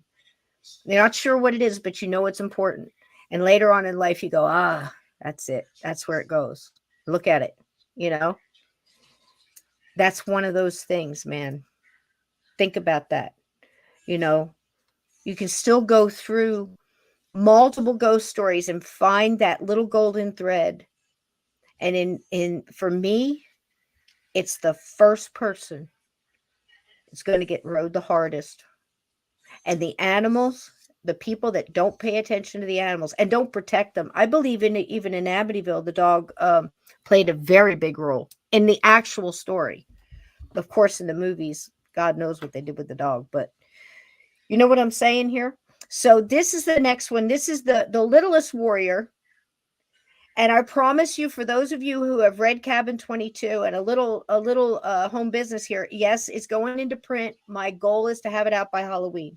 I've already started it. Brian Bowden has done a great cover for it. And it's happening, folks. And I'll tell you what, it's hard because doing the narration on that first, you're descriptive with your voice. And when you write it, you have to add in those descriptions to be a little bit more because the reader has to imagine it. And so it's been fun. So it's a new revisiting of Cabin 22. And then Steve gets it, and then he can tackle his screenplay for that. And then we can start picking major stars who want to play the role because it's going to be fantastic. Make it a mini series. What do you think, Aaron? Shoot for the moon, right? Or the stars? Yeah. Shoot the stars? Shoot the moon. I think, shoot the moon. One of those. I think so too, that when those things figure out that you can see them, then it's game on. Yep. Because absolutely true. Because I was telling people, I was like, hey, I seen this. They're like, yeah, whatever. Yeah. They're like, there's no such thing as that. There's no such thing. Yeah, it's definitely, dude, it's multi-layered, but we're peeling them back, man. We're trying on this show as hard as possible to peel back the layers and just take a really good look at them, and then we put them back together and try to, sort it. It's great that we can do this together. But this one right here, this dog, the whole time I'm hearing about this dog, I'm thinking rage in Cabin 22. I'm thinking this dog's got it, man. And this dog's trying to tell people, and they're just being stupid humans, and they're not listening. And the dog is like cornering this thing and barking, and it does something that Major Bob, calls the something stare, and he's going through the house and he just happens to have the camera. Back in the day, it was like a 35 millimeter. I would assume it wasn't a cell phone. And he takes a couple pictures, and some of those pictures are going to see through the night here. So that kind of like the 1,000-yard stare, Aaron. But more, he had a word for it, and it meant basically, I think what he meant was like freeze, like he froze and just, almost pointing like a pointer. A good bird dog would do. I had one of those. Funny story. I was fostering a lot of cats, and this poor dog, I rescued this dog, just showed up in my yard once. And, you fed it. It could do amazing things, this damn pointer. And I never had a pointer. And this was obviously a trained hunting dog, right? And her name is Sandy. And she would jump on things like my TV, like just hop up like a goat, this thing. And you couldn't lock her in the yard because she would take a run and run off the house and go over like a 5-foot chain link fence, just clear the shit like a horse. And she kept running away. That's how, I found her. But anyway, so it was kind of like that. She used to point at the cats and just she wouldn't move. She'd freeze, and you couldn't break her of it. And I didn't know the magic word that the hunter had taught her. So we would just run around and just say words, hoping that we would find the password to this friggin' dog. So she would stop pointing at the cats, like release or quit or stop or good girl, or we're yelling all this shit at this dog. I wonder if my sons remember that, man. That was crazy. But yeah, she had to go with a hunter. She just wanted to hunt. She was on 24/7. Talk about anxiety, that poor dog. So speaking of dogs, let me take my dog. I need to take the dog out. Okay, great. Well, I'll go ahead and play this part, but this is Sandy Sees, and Sandy is the dog, and I promise you, you're gonna think of rage when you hear about this dog. Go ahead, baby. Go. Yeah, before his bedtime. Yeah, go ahead. Sandy, our dog, he knew where this thing was. I don't know if he could see it or if he could just sense it, but he was kind of like a hunting dog, because you'd see him standing in a room by himself staring at a corner, or he'd be barking into a hallway that nobody was in. After the film was developed, you can see this smoky skeleton-like figure that's between me and him. I can't see it, but the camera can see it. I can't see it, but the dog could see it. It was odd.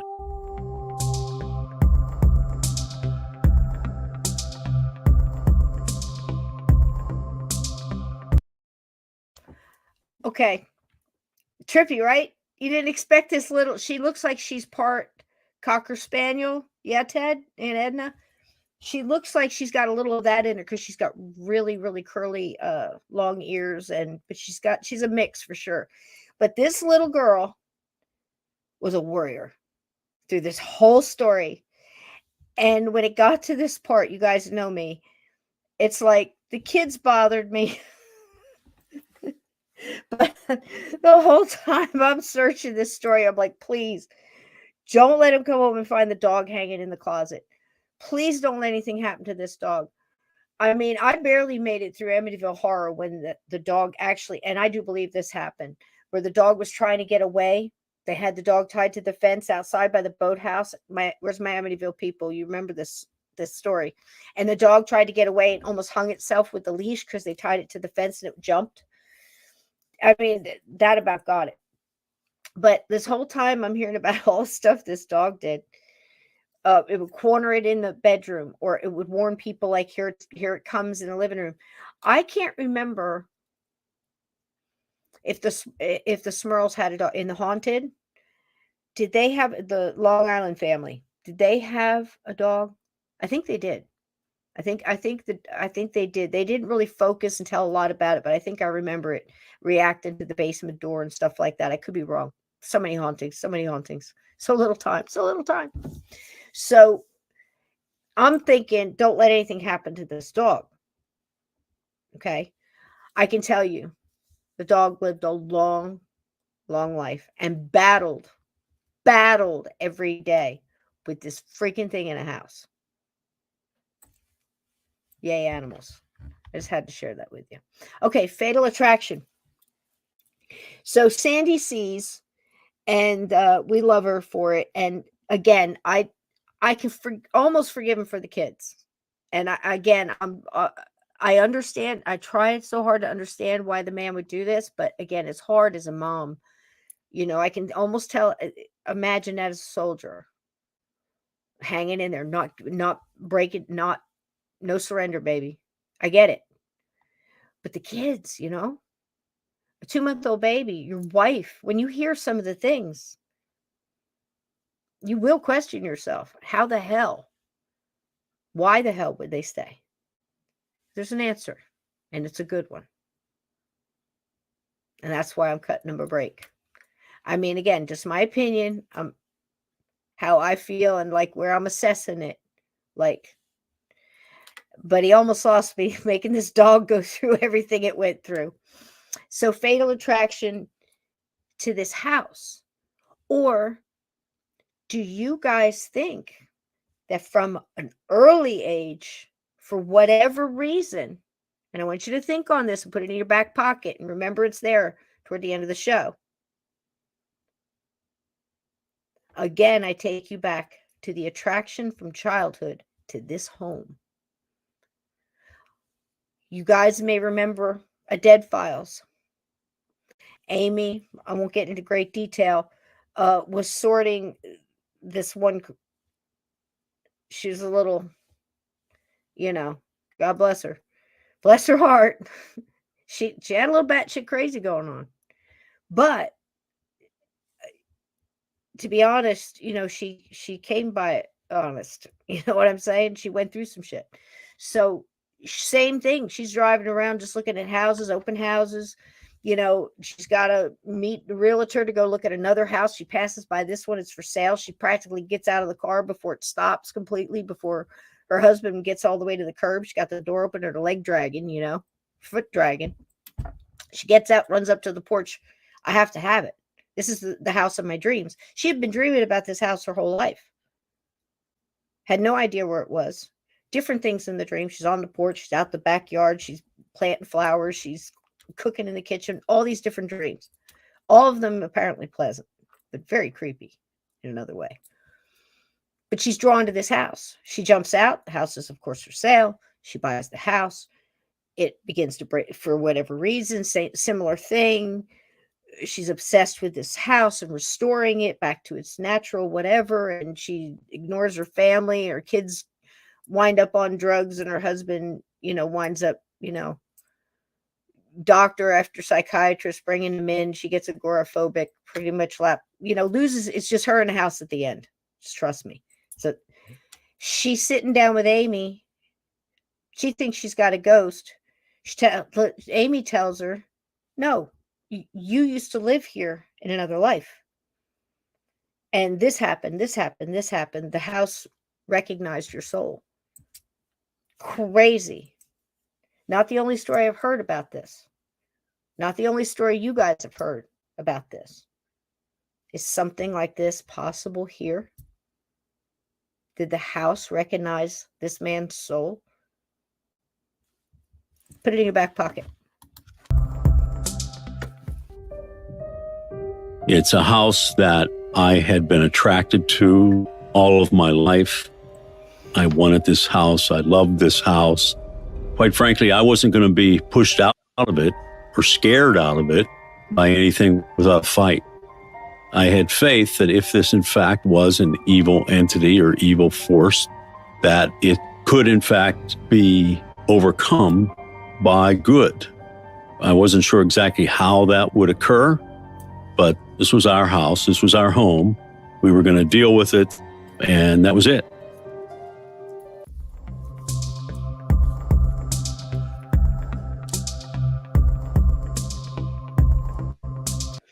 Okay. Anything you want to put in on that, Aaron? Anything that you heard there that you wanted to weigh in on? Yeah. You lost your mic, I think. Yeah, he said. There you go. He said he was going to stand his ground. You know what? Son of a bitch, he did. Credit where credit's due. You know, everything else off the table right now, just looking at the man, you know, I got to say he did. He stood his ground. Again, I cannot say completely whether I agree with that or I would have done the same or whatever, but when you see the end, you know, you decide. There's a nod to Nuke's top 5 right there. Man, guys, I'm so thirsty. So I've been just it's been hot. You know what I mean? They're doing something, messing with the magnetic whatnot and the rays, and everything's getting, you know, hotter, and the plants need more water. Y'all notice that? Sun's hotter. Well, it's not that the sun is hotter. It's more like more of that kind of those more damaging rays, those hotter rays are getting through and affect more of what they're, not so much the air around it, but what it's shining on. So you, plants, trees, the earth, asphalt, asses of all kind. So all right, so bigger things. Yeah, so now we're definitely escalated, right, Aaron? We're getting up there. I mean, it's obviously something's going on, and nobody's denying it. Everybody seems to get it. The kids are seeing things. Yep. You know, but again, he loves the house. So anything you want to add there before we start the next one? Yeah, I just thought he should have got his wife and kids out of there before dealing with that. Yeah. But I mean, not everybody can afford to put them somewhere. Well, you know, that's an interesting point you bring up, Aaron. I hate to jump on it like that, but you kind of, I get excited when I hear new things and you connect in like that. That's not one time throughout this entire story did I ever hear money brought up about anything. Not the priest cost money or the mediums cost money or we couldn't afford to leave. The mortgage was too much. We had everything I owned into this house. That's another big one. You know, we've got everything we put into getting here. We can't go. That's like a big one. You know, we're wiped out. That was, of course, the Smurls in the haunted. You know, again, I hate to bring it up, but there's so many parallels here. And you know, the kids and the things that it's amazing to when you put them all together and you layer them on and how many similarities, and then the differences in these hauntings don't seem to be in the paranormal supernatural side. They seem to be with the humans that are still alive. So it's either the church won't help, the priests won't believe them, and they're going through literal hell. You know, heads are spinning around, pea soup shooting everywhere, and they're still like, well, we're not sure. You know, this could be psychotic. It could be a hallucination, you know. You get the that. Bible is full of stories. Yeah. You know, but the hoops you got to jump through. Look at the Smurls, couldn't get anybody for years. And they get that one priest in there and everything would hide in the basement and wouldn't come out, and they thought they were crazy, and he left and their heart's broken. I mean, how many stories do we know about this? I mean, again, Amityville, the really thing, you know, one of the real things that happened, that priest really did go there. He did get sick. He did have flies, you know, all in the room, but not like in the movie. But he did get very ill. In the book, that was something I was bringing up earlier when I told you that I used to sleep with a book outside my bedroom when I was a teenager, when I was reading this book. I can imagine my family walking by my bedroom and seeing that book outside my room and laughing their ass off. Like, I'm not sleeping in this freaking thing. And, but then in the morning, I quick, you know, pick it up and start reading it again because you get hooked. And the thing that I remember 2 or 3 times, I threw that book across my bedroom, like, and just chucked it like, oh shit.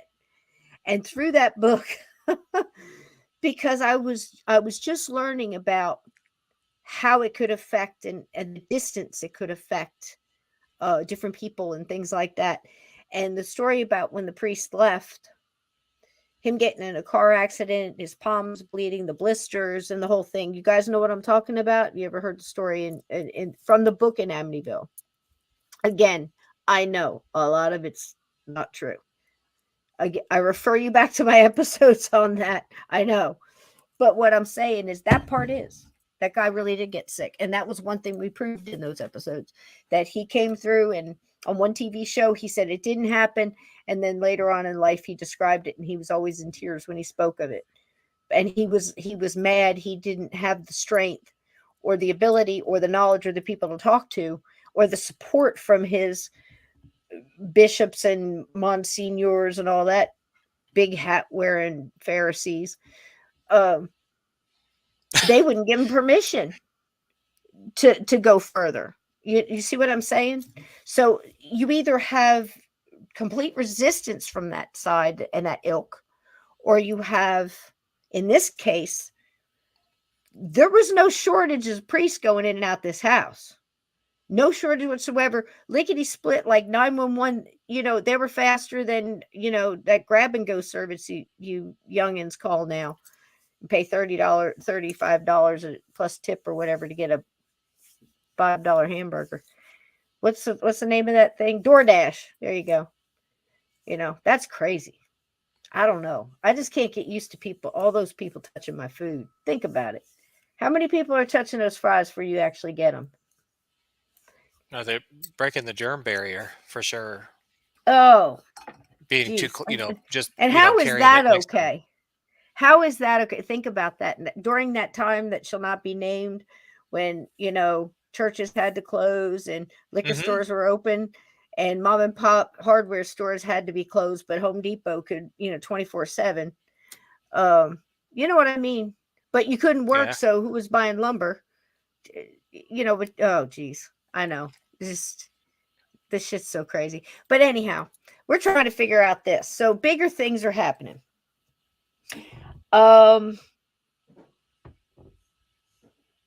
Basically, again, just like all of these cases, it's trying to break up the family. It's trying to separate family away from each other. This one sees it. This was not in this. It did this, but this family did not react that way to it, if you catch my drift.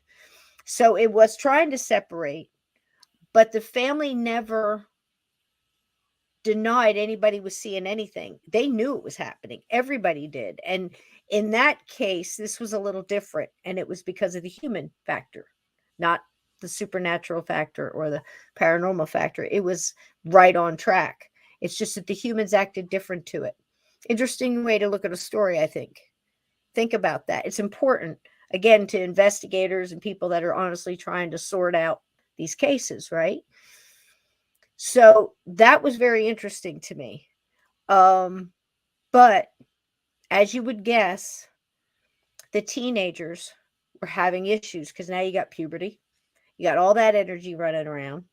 He's got several of them all doing it at the same time in different stages. And then you have what I mentioned earlier, that his daughter got pregnant at a very young age with her boyfriend.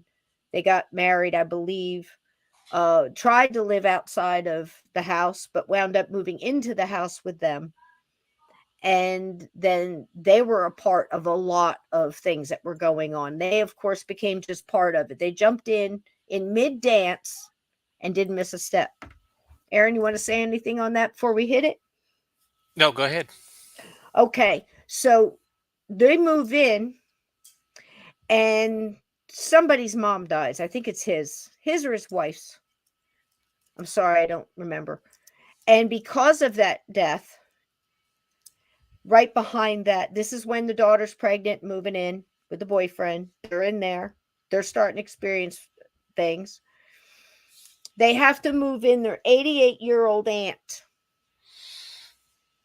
She moves in with them because the mom died. She used to live with the mom. So things are shifting around a bit. There's more activity and energy in the house. Okay. I think this is the part,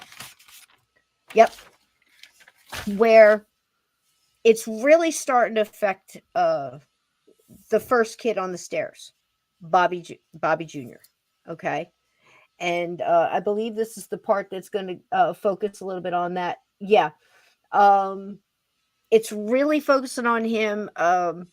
Bob said in many, Bob Sr., Major Bob, said in other interviews that you recall this, Aaron, he was getting goth.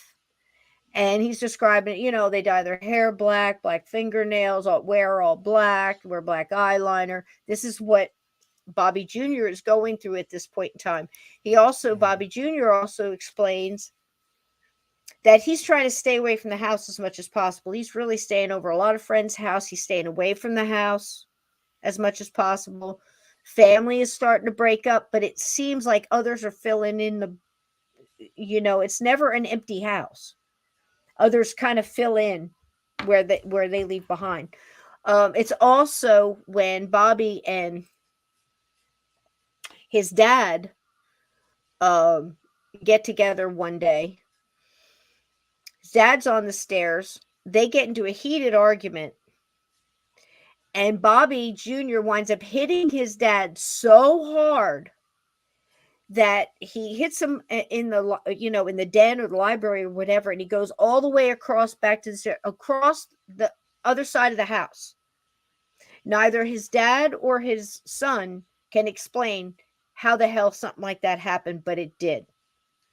The fight was so bad, he wound up going to jail for a couple of nights. He wound up losing his job in the political office. Okay. He was also banished from living at the house for a couple of months, like a short restraining order kind of thing, because it was such a violent fight. Okay. And I guess because he was the adult, he's the one that got sent off. And honestly, knowing this guy's character, I can't say this for sure, but this is a guess from me. He probably volunteered for that, to not, take his son, take him. Knowing this guy's character, I would venture a guess on that one. So let's see what's up. Oh, here's an important thing. That same night, do you remember this, Aaron? What happened else that same night? That fight happened, and he wound up going to jail off in cuffs and the whole shebang, lost his commissioner job, the whole thing. Do you remember what else happened that night? Was that the walls? Mm-mm. Was that the thing with the walls? Not yet. That's okay. His aunt died. His 88-year-old aunt died in a bed that same night. And he himself wonders if the house had something to do with it. Crazy, right?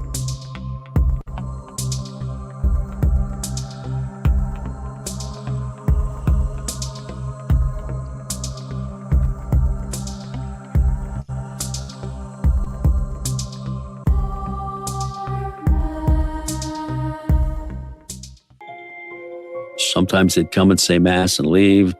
Sometimes they'd say the rosary.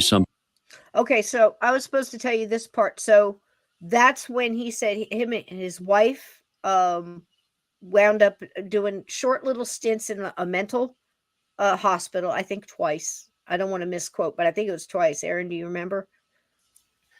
I know at least once. I know she was institutionalized, yeah. Yeah. I know she was put in. Right. And she, yeah, and I don't know how long, but I think it was more than once, and there were short stints, but I don't want to misquote. But it was definitely one.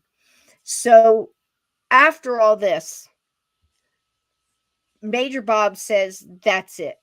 I'm getting serious here. And he reaches out to get help. And I was amazed at how quickly he got it. There seemed to be no obstacles here. It was right out the gate, and they knew what they were doing, and they were dedicated, and they were repetitious with it. And it got to be like, hey, I'm here to do another mass. Okay. You need me for this one? Cause I'm, no, we got this one. Hey, everybody join. It was like that. It was almost like something like, for a while it was every day. He explained that sometimes they would they'd do the rosary. They do Our Mother. They would do Our Father. They would do full on cleansing prayer, protection prayer. They would go through, do full on mass. And again, remember back the original owners, what they said. Is there anything wrong with this house? No, we have mass. We've had mass in the living room at least twice. Well, I don't know. Wonder if he knew then what he'd have to go up against. Wonder if that was the same priest coming back too. I wonder. I never thought about that. Good question. Oh, dude, good question. Sorry, guys. Same parish. Wonder if that was the same parish. Wow, maybe that's why they were so fluid with it. You know what I mean? They were very familiar. So very possible. Good eye. Good eye. So yeah, he reached out and got help. Sometimes they'd go through and bless the house. There was a process that they went through over and over again. This thing would kind of have a temper tantrum after they left. Things would get worse. You know, the furniture would move, the pictures would move. It was like living with the invisible man. Even though I couldn't see it, I could smell it. It would give off this very pungent stench of burning rubber, and I could only smell this smell when I was right next to the thing. Sometimes my wife would be with me, and she would say, you know, it's over here now. You know, it moved. Here it is. It's here. It's in the corner. You know, I'd go to the corner and I'd hit it with holy water. What we were trying to accomplish was just to dominate it, to make it leave. And this would happen almost on a nightly basis. This was just part of the process, part of the battle, part of the test of wills of who possessed this house. Did it own the house or did I own the house? When things were really bad and really crazy, something that was happening every day. There was an experience with my brother-in-law and sister. They had lived with us for a period of time while the exorcism and everything was going on. My brother-in-law went into the kids' room to say goodnight, and he saw that cloaked figure standing over one of the kids' cribs. My dad moved my sister and them out of the house into their own apartment, and they started having issues at the apartment, to the point where we even had mass down at their house a couple of times. You'd wake up in the morning and it looked like you got attacked with a razor blade. It would either be your stomach or your back, real deep cuts, and it would always be in three, kind of like a claw.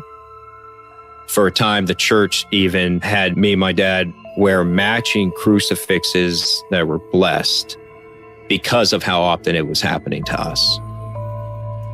We'd wake up and it'd be on the other side of the room on the floor, broken, folded in half.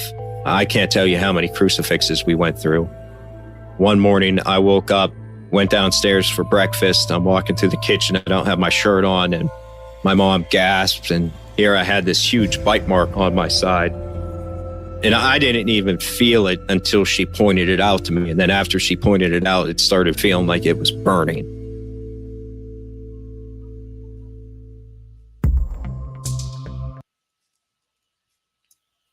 Aaron, see there? Look at where the statue is. This is the one you mentioned earlier. And the paint, look at the paint on the house. And I'm looking at that, and I'm looking at the dried bush that's next to it. Now, this could be in fall, but it seems to me, yeah, it seems to me that it's possible this was early in their arrival at the house. And so I don't know if they did the statue or, again, very similar. Amityville. How many statues did he have in the front yard in a big circle, and he used to get out there in his boxer shorts and pray at 3:00 in the morning and scream at the top of his lungs? That was Amityville. That was what was his name? Lutz. The dad. He was George Sr., wasn't he? I can't remember. But anyhow, yeah, I don't know. But wow, now the scratches and the telltale of not until they pointed out did they feel it was burning and all this other stuff. Couldn't have done it themselves. We're way past that. It wasn't the dog. Again, what the hell is going on in this house? At this point, are you still there? Guys, are you still there? I mean, this is crazy, right? I know. Aaron, anything? Ready to go forward? You remember this part, right? I mean, the crosses were, yeah. As you see, this is the actual pictures, folks, and it's continuous.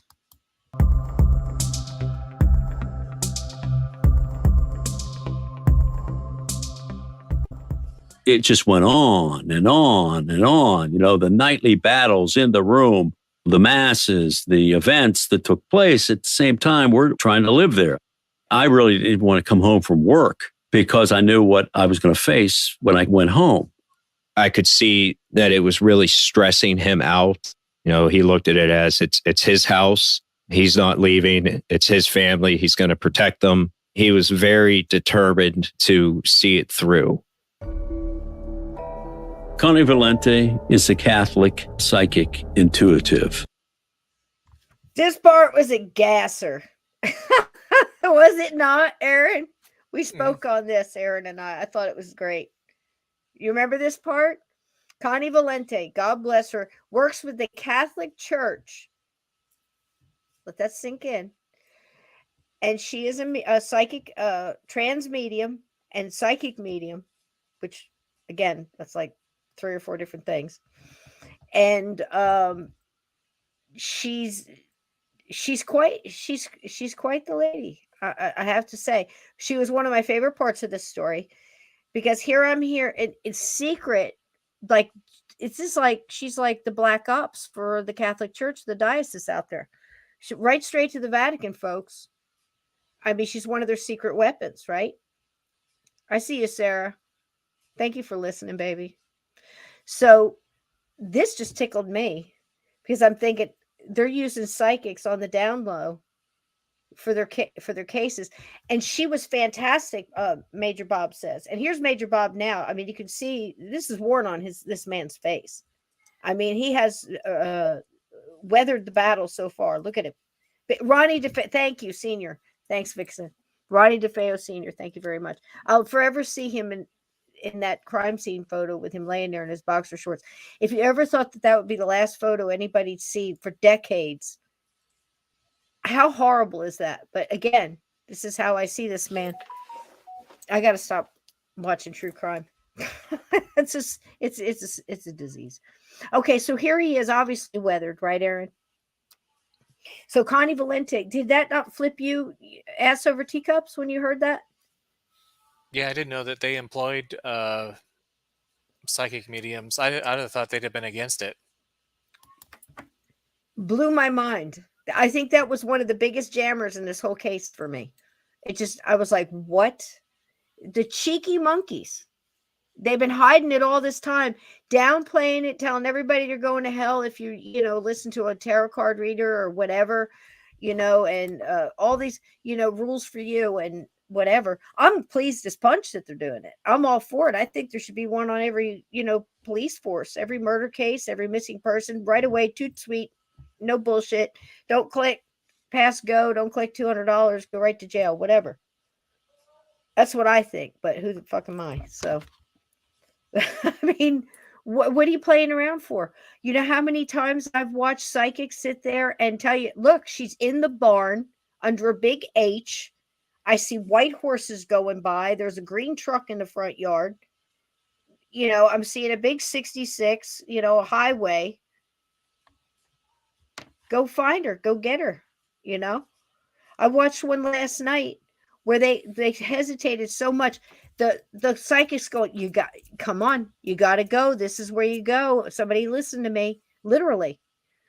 And they're like, I don't know about this and all this other stuff. Meanwhile, there's a girl, real case, tied to a chair in the basement. These yahoos, her roommate and a friend, got together and decided they were going to kidnap this girl for a ransom because her family loved her. They were some big muckety mucks out in Brooklyn somewhere, and knew she had money. She had a car. She had, she always had nice clothes and things. Figured we'll kidnap her and get the ransom. These dumbasses send a recorded message for the ransom and call the house. The answering machine answers. This is like in the 80s, early, late 80s. The answer machine answers, and they play the ransom tape, pre-recorded tape, too early. Never gets on the machine. The people on this side of the machine, all they hear is somebody call and hang up twice. They got no message. They leave this girl in the basement tied to a chair. And the mom is not taking any, goes right to a psychic. Psychic says she's in a basement, taped to a chair, tied to a chair. She's getting weak. You better hurry. The cops are going, yeah, we don't believe in that stuff. Gave her the just about address and everything. The warehouse, the house where she was in Queens. She does a tape of it. This has nothing to do with this case, by the way, but this is true crime. This is an intermission for true crime real quick. I'm trying to tell it fast. So anyway, she does a tape of the reading from the psychic. The girl takes it home, plays it for the family. The roommates are there, the douchebags who did this. The ladies go, and everybody involved in this name starts with a J. 2 of them are sitting there. Dead on. You got to get this girl. She's getting weak. They're losing, sweating. They get up 5 minutes into the tape, leave, and say they're going to go look for her because they're, macho cousins and roommates and stuff. And they go to the house in Queens, panic, set the girl on fire alive. Oh. Burns the house down. They find the girl. The only thing that survives from her is 1 golden earring and 2 tattoos to identify her dental records. And the cops had practically the address from this psychic and drugged her heels. What have we learned over the decades? Where are we? And then I find out the Catholic Church, they have Connie Valente. So let's listen about Connie, what Connie has to say. That the church used as a guide through this process. She would tell us about this demonic entity and what it was going to do, if it was weak, if it was strong, and what was going to take place. She told us months before it happened that we would reach a point in time when blood would drip from the walls of the house. And that, in fact, took place. Blood would cover the walls. It would appear on the floor in puddles. I had it tested by several different laboratories. It wasn't real blood. It certainly looked like blood, but they never were able to determine what it really was. I was told that in 1792, there was a log house on the site, long before the current house was built. There was a war with the Native Americans, and a mother and her 3 children were killed on site by a raiding party and eventually buried in what became the front yard of my house. Bobby, my oldest son, the blue room ended up being his bedroom, and there were some bad vibes associated with that room. My research was really done to verify what she had told me. This doctor apparently walked with a limp. He wore white gloves. He wore a black bowler hat. He was an alcoholic. I would talk to people who knew him personally, and every one of those details was verified. She was right. Now, let me tell you a little bit about this blue room. What Connie Valente told him, and he was able to research and verify, he spoke to people who knew this person. They described him exactly as she had from wherever her studio at the Vatican, wherever she's at. She wasn't there. She's calling him and telling him this stuff. They got to be good friends and lots of frequent calls. This wasn't just one long call. This doctor, back in the day, used that house. That house was owned by, I forget the people who owned it, the family. They were friends with this doctor who was a drunk, walked with a limp, wore a bowler hat, prominent in the neighborhood. Everybody knew this was going on. It was a big hush-up secret. Guess what they were doing in that room? You want to take a guess, chat?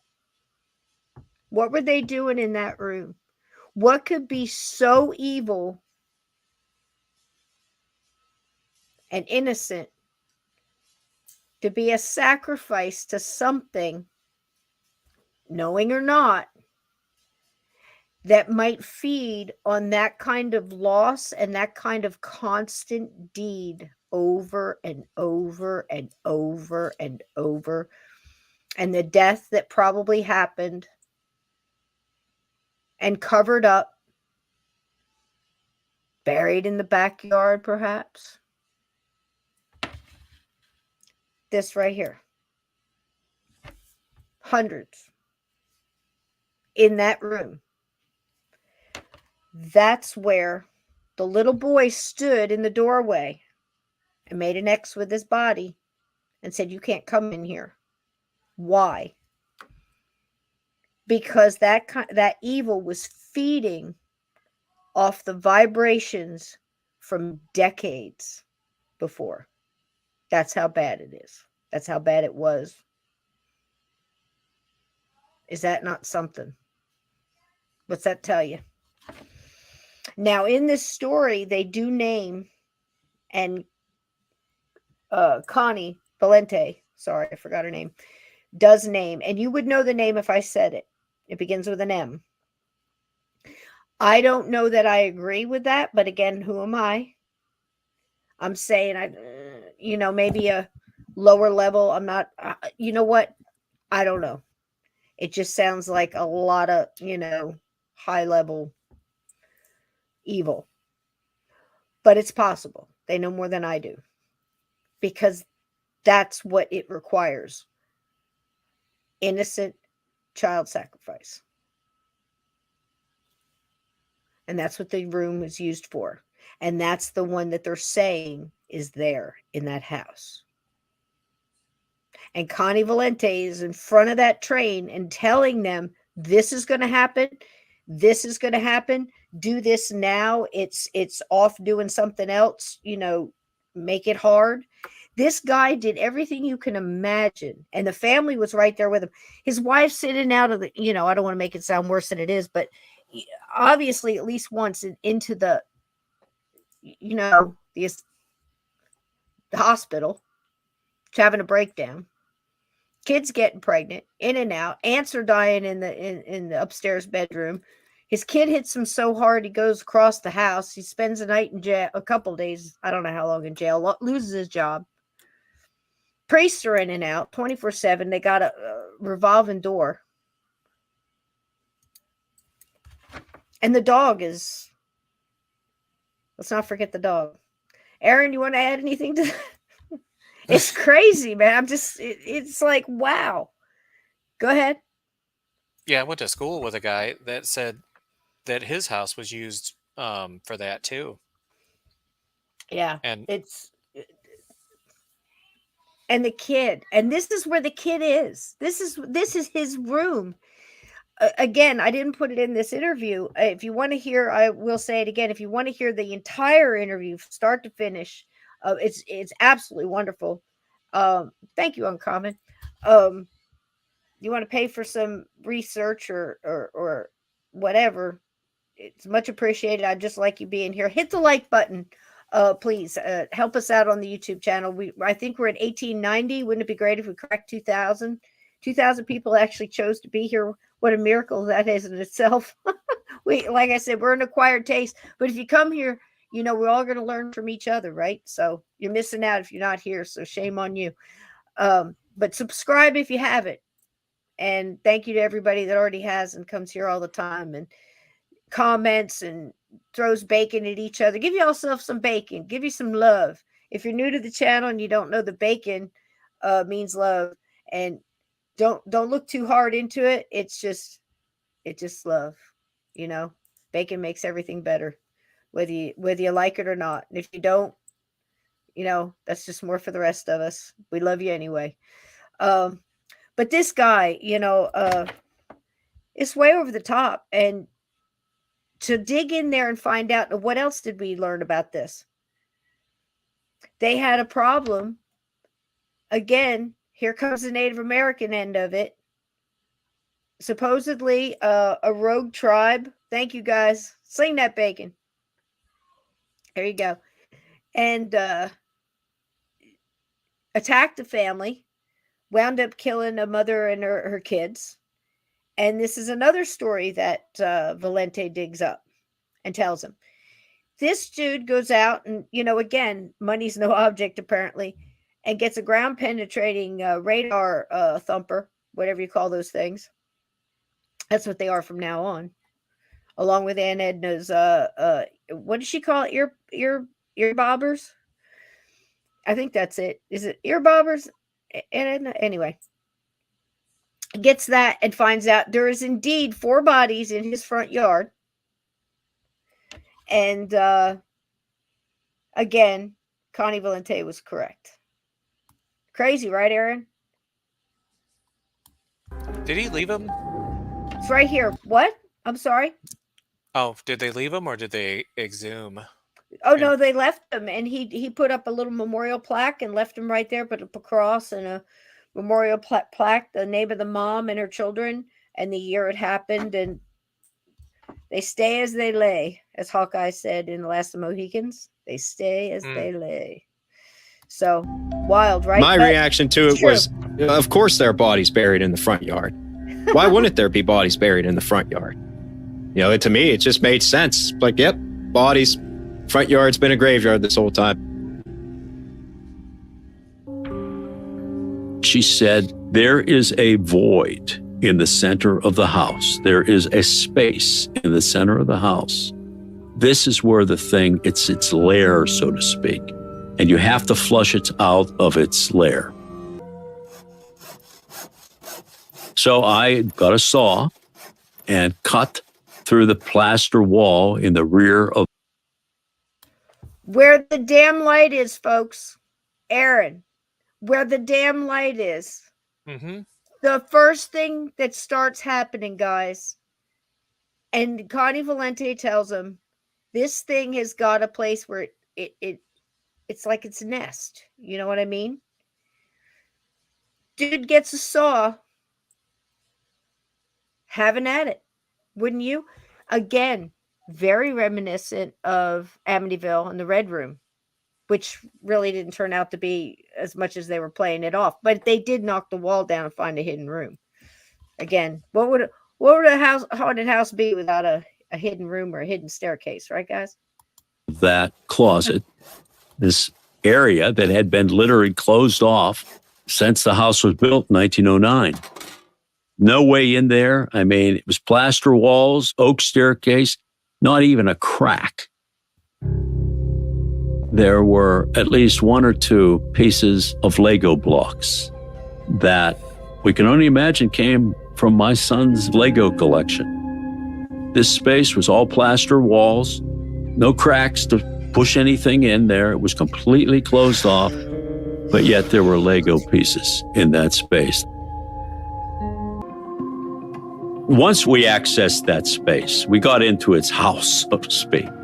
I put a crucifix and blessed candles and different things in that space to bless it. And this thing was upset.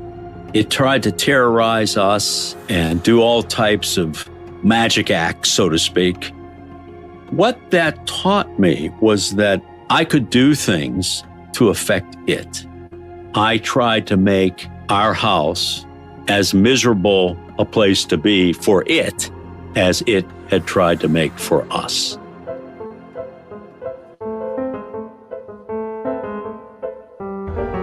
We went through the Mass, and when it was over, I said, what about that knocking? During that point, the dog... I wanted to say this before that went on. Aaron, if you want to jump in here, please do.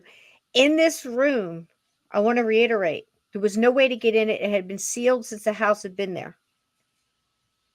Inside, they found a big, huge chunk of amber, which I would have loved to known how old that was.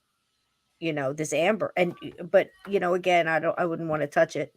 The Legos, a bird skeleton, and some playing cards. And the Legos, he thought came from his son. Probably the one on the stairs. Wow. Aaron, anything?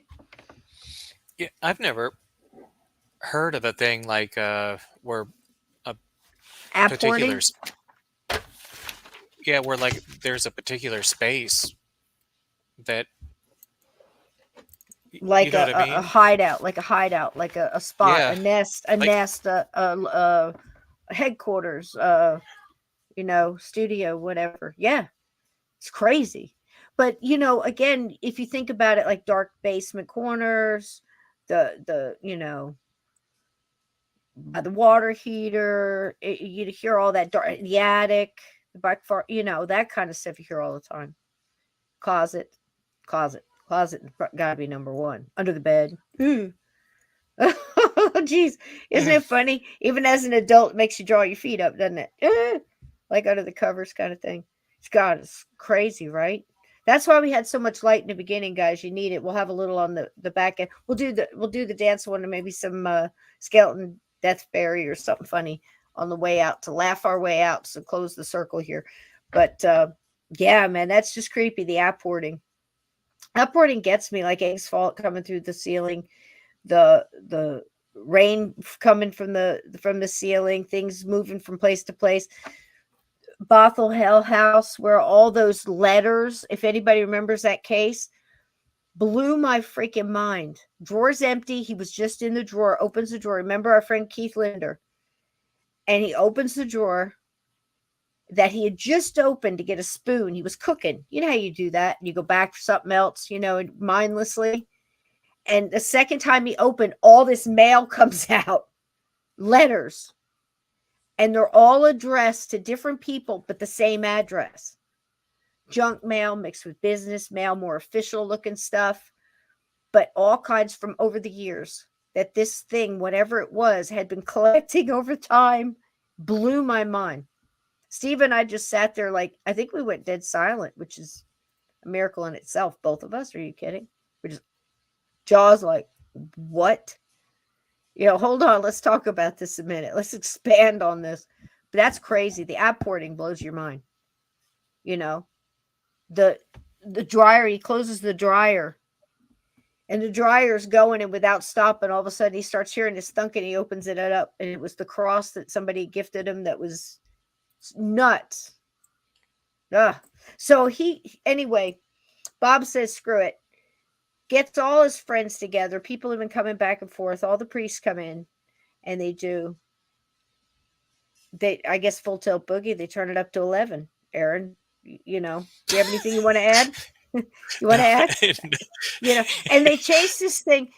Again, why are you holding back? It's just like, just go, just do it. What are you messing around with? So makes you wonder if that room was sealed off on purpose or dude, I don't know. That's also a good question. Good question. So so they do the big bamboo, I guess. Not like it's going to hold anything. The big kahuna mass. I guess everybody's invited. Let's go. And they get this thing down. Now they're in the cellar again, back in the cellar. It kind of began in the cellar. I thought it was kind of fun, the way they did that. That was, wow. Anyway, because remember that's where they were, and then the little kid was missing. They were in the cellar, same cellar, and now they're ending it here. So again, they turn it up to 11. Let's hear what happens.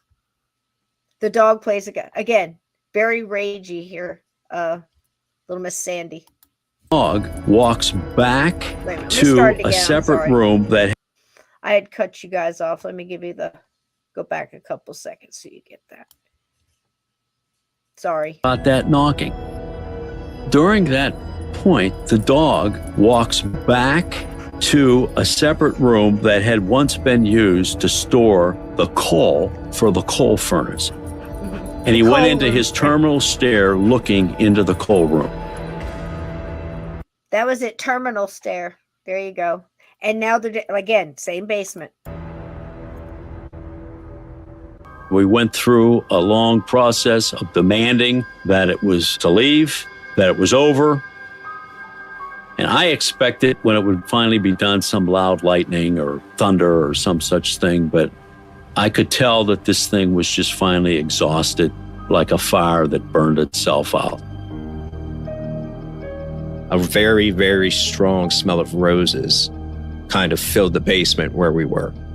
And you just kind of knew then and there that it was done. You could feel it. It was like a weight lifted off the room. A strange peace came over me, and I looked at Father Mike and I said, it's over. It's done. And it was. There was a battle fought there for good against evil, and good prevailed.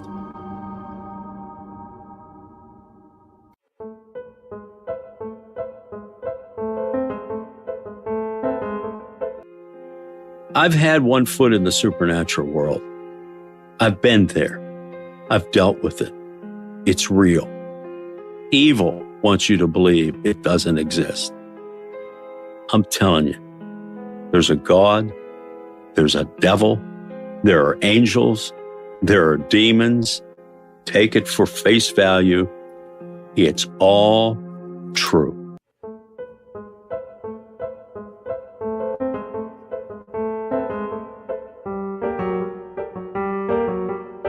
There it is. That's the book, folks. Bob Cranmer, this ghostwriter, I guess, Erica Manfred. And I highly suggest it. There's a lot more in that than, of course, we covered tonight. It's a very deep story, but I think we really wove in and out the layers there, Aaron. Is there anything you want to go back and point back out, or any final thoughts on the whole mess there? Good versus evil. The man was standing. To finish up, basically, he does multiple interviews all over the web and wrote the book. He's still in the house. He has made it a bed and breakfast. Of course he did. And Aaron and I discussed a little bit about how he has a staunch rule on no paranormal, no Ouija boards, no paranormal investigations of any kind, no people that even are interested in ghosts. But you can stay there behind closed doors. How risky do you think that is, Aaron? The determined will get it done, I'm sure, How do you know? How's he going to know? You could Ouija in the bathtub, for Christ's sake, Just saying. Not that I'm recommending that. That's not advice. I wouldn't do that. To each his own. Well, at least he has some ethics compared to the other people, like you and Steve, Good point. They don't want their houses to be cleansed because it's a tourist. Excellent point. Absolutely excellent point. I mean, that's, you got to give him that. Plus the man stood. And my point is what I thought about right away. And I'm so glad you brought that up, because I right away went to, how do you know? So if you went through all of that, the little, why take a chance to having people, strangers in and out, I would go to the other extreme, make it a nunnery or something. I don't know. But just say, why would you take the chance? Because you have something that you're going out there, you're promoting for its paranormal, that, even though he's not looking at it like that, even if he's like so compartmentalized in his military intelligence major mind. And I mean that with all respect, because, you don't get there being a slouch, but, and kudos to standing like he is, like he did, but then to open it up and letting the, people stay there, lighting their black candles in the bathroom, sitting on the toilet, summoning demons and shit, How do you know? Why take the chance? You just went through all that. It's like, it's a little kind of arrogant, in some way. I'm sure it's just something to do with his faith, where he, fear not and all that, which again, how do you feel about that? It's crazy, right? Yeah, I mean, well, I mean, people have Airbnbs, and so they just don't know who's coming into their place, and Yeah, again, yeah. Good maybe it's point. his little retirement. Maybe it's kind of like a retirement job for him. Yep. Yeah. It, yeah. I don't know. Again, Since it's he so wrote the easy to sit and, I try not to be critical, but I'm also trying to learn out loud. If that makes sense. We don't know unless we ask questions. We don't know unless we throw out theories. And, I used to have this cousin that tested pasta when he cooked it. He just took it and threw it against the wall to see what stuck, see if it was done or not. I don't know if that works, folks. I never did it, but that was his yeah, I do that. It excuse. works. Yeah, again, you may never heard of it. I hadn't either till then, but I saw it with my own eyes. So, and I don't personally do that. I just take I'm one and throw it. I'm a bite tester. I bite it and test it. Like, yeah, it's done or it's not. Al dente is my way. Anyway. So I don't like mushy pasta. I can't. Don't even. Ugh. It's like a real bad yuck for me. No go, hard no. So let's see. I got a little last bit to take us out here. And Aaron, just throw in anything you want. And again, it's been awesome to go through this and not talk about all of it along the way. But the big boomers here is this, folks. Before I play this for you, I'm going to share the screen. I got another little piece real quick. It's just a minute or two. And here's the big boomers I promised you. Again, the blue room was used for what I said, with the doctors and all that. With the many abortions, illegal, and what goes on with that when they're doing all that behind the scenes stuff. Many women died. It's a horrible time. People are scared. Not knowing what to do, their job or their family, and just each and every case on its own is horrific, right? The person going through it, the emotion that has to dispel. Just saying, on an energy level, think about it.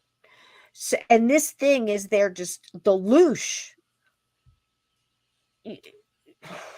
enough to survive decades and affect this family and under the stairs. Holy shit. Right? So it's something, it's deep, man. And it's energy and it means something, just like on a battlefield, the death.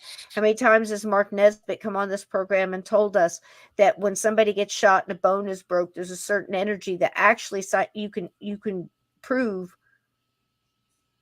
goes out into the atmosphere. And again, we know about Lush and things that feed on that negativity and that suffering and that, this is an incredible story. No matter how you look at it. Again, I've never been so drawn back and forth in a story in my life. First of all, the dog was a roller coaster ride for me, because the whole time I'm expecting, because this poor dog, just the energy it must have stole from this poor dog, just messing with it, But anyway, Aaron, you say anything before we watch this last bit and we'll get out of here? Yeah, I don't think the Brown family, the ones that are buried there on the ground, Right, I don't think that caused anything. I think it was that doctor. That's just my feeling. That's my inside feeling. Yeah, it's a great point. It was the doctor that lived there that did that's what stirred up everything. Yeah, again, I'm right there with you. And I kind of felt that way too, even though it was a different way. It really means the same thing. I was thinking that the same thing that happening inside that house, with the families also being very secretive about it and hiding this and hiding his mistakes and all the backdoor lying and shenanigans. I think that has a huge energy too. There were other things that happened in this house, but also this massacre there was more than just that fighting that happened here. I think there was a couple of skirmishes and some other things. So obviously a lot of people in that area passed under very violent circumstances. So I think all of that goes into the earth, or goes into the whatever that captures this, the trees, the rocks, and I've had elders say the rock remembers, the wind, remembers, the everything. It goes off into everything. Just like psychometry, when someone that does that can touch an item and get flashes of the people involved. You know what I mean? It's just it's an amazing thing to think about. But it obviously had an effect, And then I think other things drew into this house, and whatever it was fed. You know what I mean?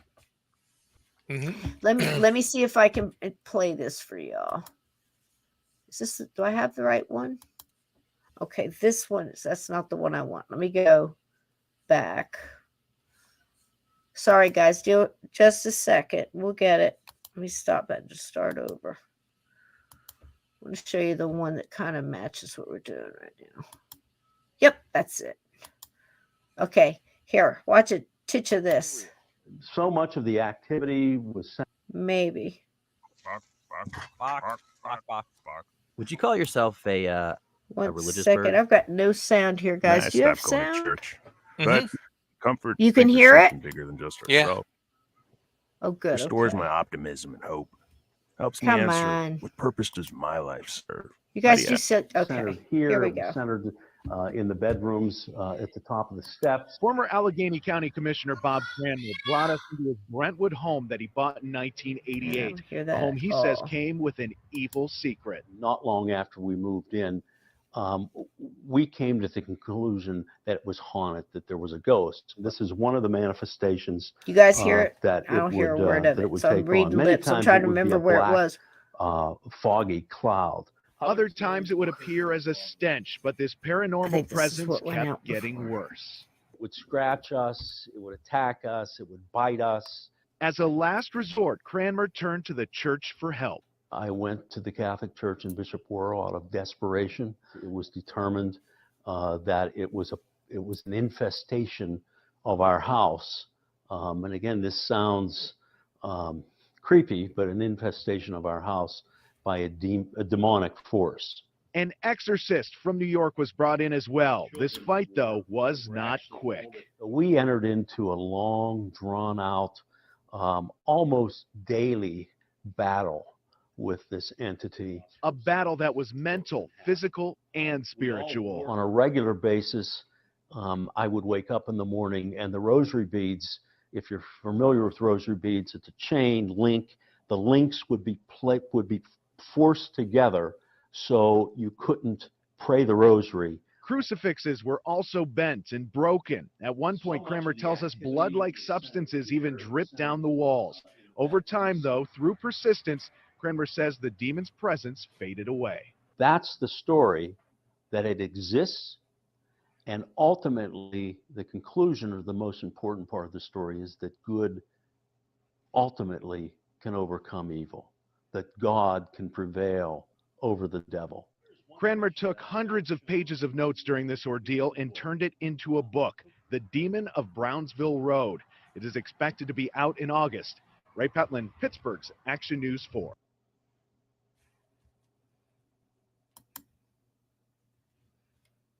Well, there we go, guys. I didn't hear a word of that, but I remember it. I saw it the first time, but I hope you all heard that. Yeah, and Edna says yes, and I know I had a couple 5-5, so I let it roll because I wanted you to see it. I wanted you to see the man himself. And again, I have a lot of respect for this guy. Another little side note story, and I'll wait for Aaron to come back so he can say goodnight to everybody. But again, go to his channel, The Radio Vault, get in there, do those quizzes, and subscribe to his channel as well. But before we leave, I wanted to say this man has handled himself with the utmost reverence. I mean, that's a wrong word. Maybe he's carried himself with a lot of respect for other people and for himself. His word is kind of his bond. One of the things he talked about, you guys in the paranormal world will remember if I say it, the name Ryan Buell. Well, Ryan and his, it was really cool when it started out. They had a group in his college, Penn State, and they did a show from it, if you guys remember. And I think it was I forget the name of it, but somebody here in the chat will say it. Gatekeepers, I need you. But Ryan Buell went through a lot of mess, and I know that Lorraine Warren was in and out of there. Chip Coffey was in and out of there. They did a lot of good stuff. They really tried. They were very diverse. They had a lot of knowledge going on in there, and they were Paranormal State. Thank you. And then somewhere along the line, he kind of lost grip on things, and he got involved, unfortunately, in drugs and some other things. He was really, he was a loose cannon about the whole thing, as many are when they're mixed up in any of that, whatever kind of addiction is driving you. And I think, again, all that he was messing around with too, it's all very possible. Just like this family, who knows? We'll never really know. Let's hope, whatever. But still, it's a possibility that it had an effect on him and drove him to do many horrible things, wound up in jail. But somewhere along the line, they investigated, or at least consulted with Bob. And Bob had an agreement with Ryan not to talk about this case until he said it was okay. He wanted to release the book and all this other stuff. He's very attached to the book. He wants people to hear the story his way, the way it happened, without embellishments, And from what the man went through, I think he's earned the right. Yeah. And Ryan did, from what I understand, did something in People magazine and kind of jumped the gun early on that. And you could hear the disappointment in the man's voice. He didn't blame him. He was very subtle about it. He just spoke the facts as they were, and he didn't harp on it. But you could hear the disappointment in his voice. And that told me a lot about his character, if you catch my drift. A man that cared about that, it was more the betrayal. He had given his word, and it was also sad to see him go down the drain the way, Ryan did. I mean, he was, selling tickets, and I mean, that's a fact, and canceling shows and keeping the money and all kinds of things. He got in all kinds of trouble. Again, like many addicts do. We're not, we understand the world and what it'll do to you. So, but that told me a lot about the man, and he didn't badmouth him. You just sound like a disappointed dad, kind of. So, I don't know. I don't know what you think about this. I will tell you this. Tomorrow night, we're going to go through it. Got a couple slides. We'll bring up a couple more videos, whatever. You've got the basic idea. And we're going to see what Steve Stockton thinks about it too. And get his perspective on it. And he knows about it ahead of time. And maybe his new bride Nick will come in and say hi. And God bless them. They're still on their honeymoon. We love it. You love to see it. You love to see love. Don't you love to see love? Because love is stronger than all, folks. If it's one thing you learn on this show, there is no doubt in my mind about that. There is no doubt in my mind about faith is strong.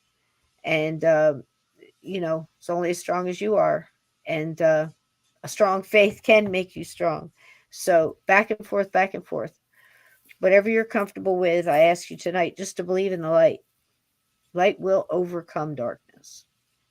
This man, this is the reason he says he does this.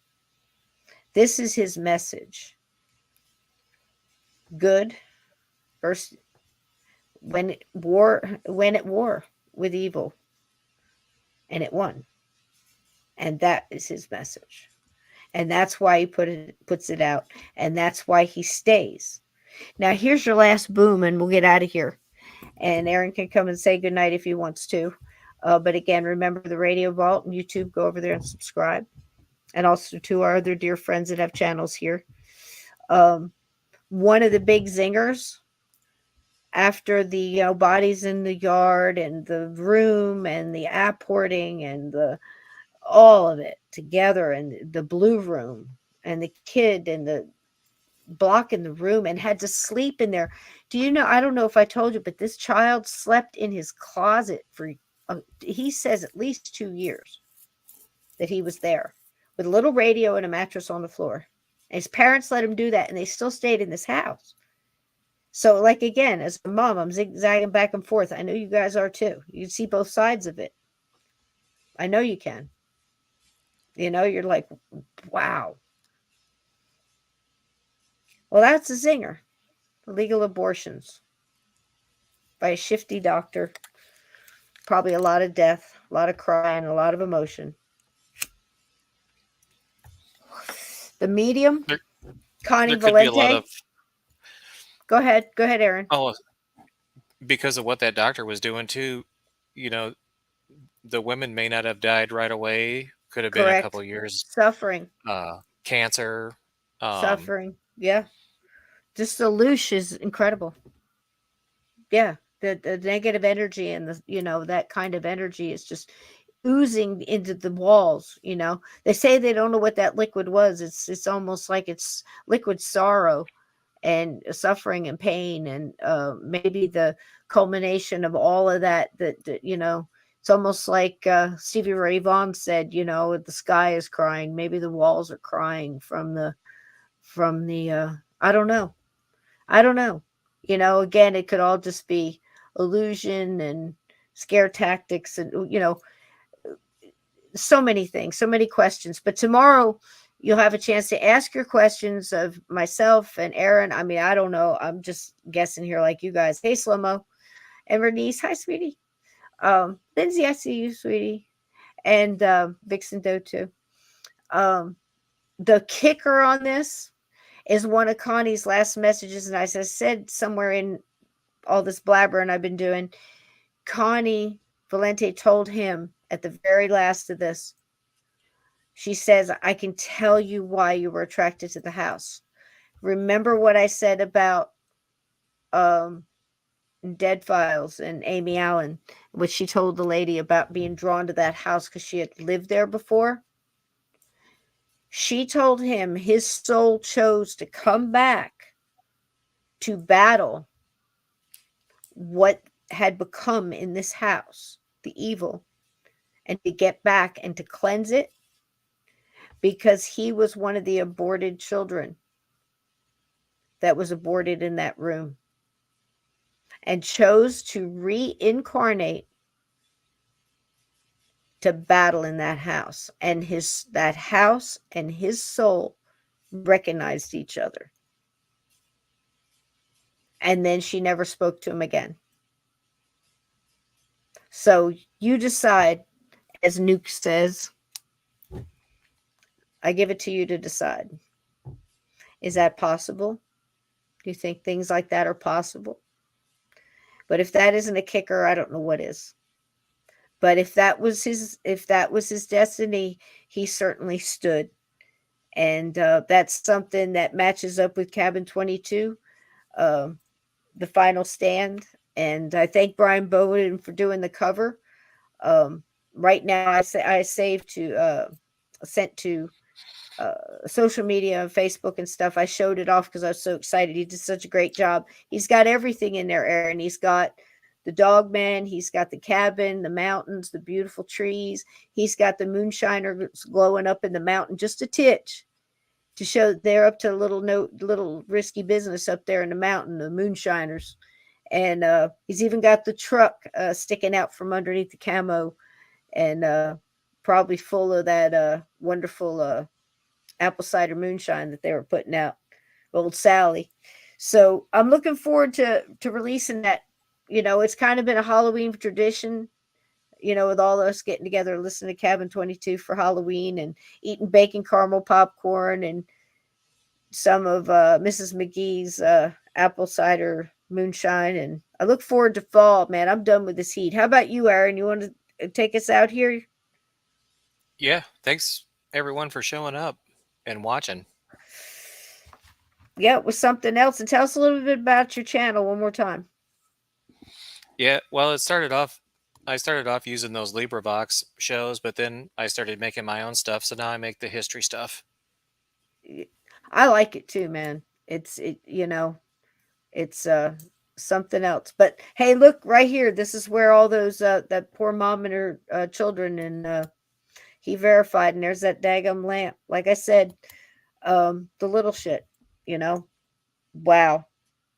It is a tradition, isn't it? And I'll tell you, it's been funny to listen to how they have to describe how Tater speaks, um a little, he's because he's a little Eeyore and a little he's kind of a little hoss from Bonanza, if you guys know what I mean. And it's really hard to describe because he's extremely polite, but he's I'll get right to it, ma'am, I'm on it. He's got a little Winnie the Pooh Eeyore going on. So it's hard, you got to put all that in description when you're putting it in print. So I'm banging it out as fast as I can, and I love you guys, and I love that you're interested. But again, if you've heard that story, the final stand is spiritual warfare. It's people gathering together, each with their own individual talent, all with the same intent, and a whole lot of light and love. And then they take that knowledge and they try to put it out into the world in their own way through their own filters. And you guys are a big part of that. We're all over the place. We're not nationwide. We're world. We're all over the place. Everybody in this chat is from so many different places, and all their hearts for at least a couple hours on Sunday and Monday are all in the same place. And I'm proud to be a part of that with you guys. Thank you for being here. Thank you for listening. I think it's an important story. I don't like dipping into the dark so much, but with all this light, we're all good. I love you guys. Aaron, we did a hell of a job, man. You're going to be with us tomorrow night, right? Yep.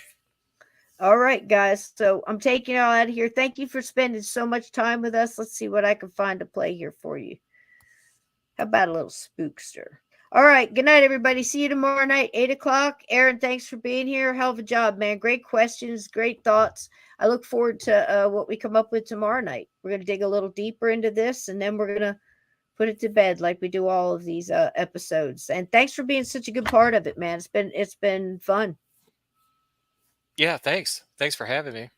Oh, yeah, it's been great. All right. Good night, everybody.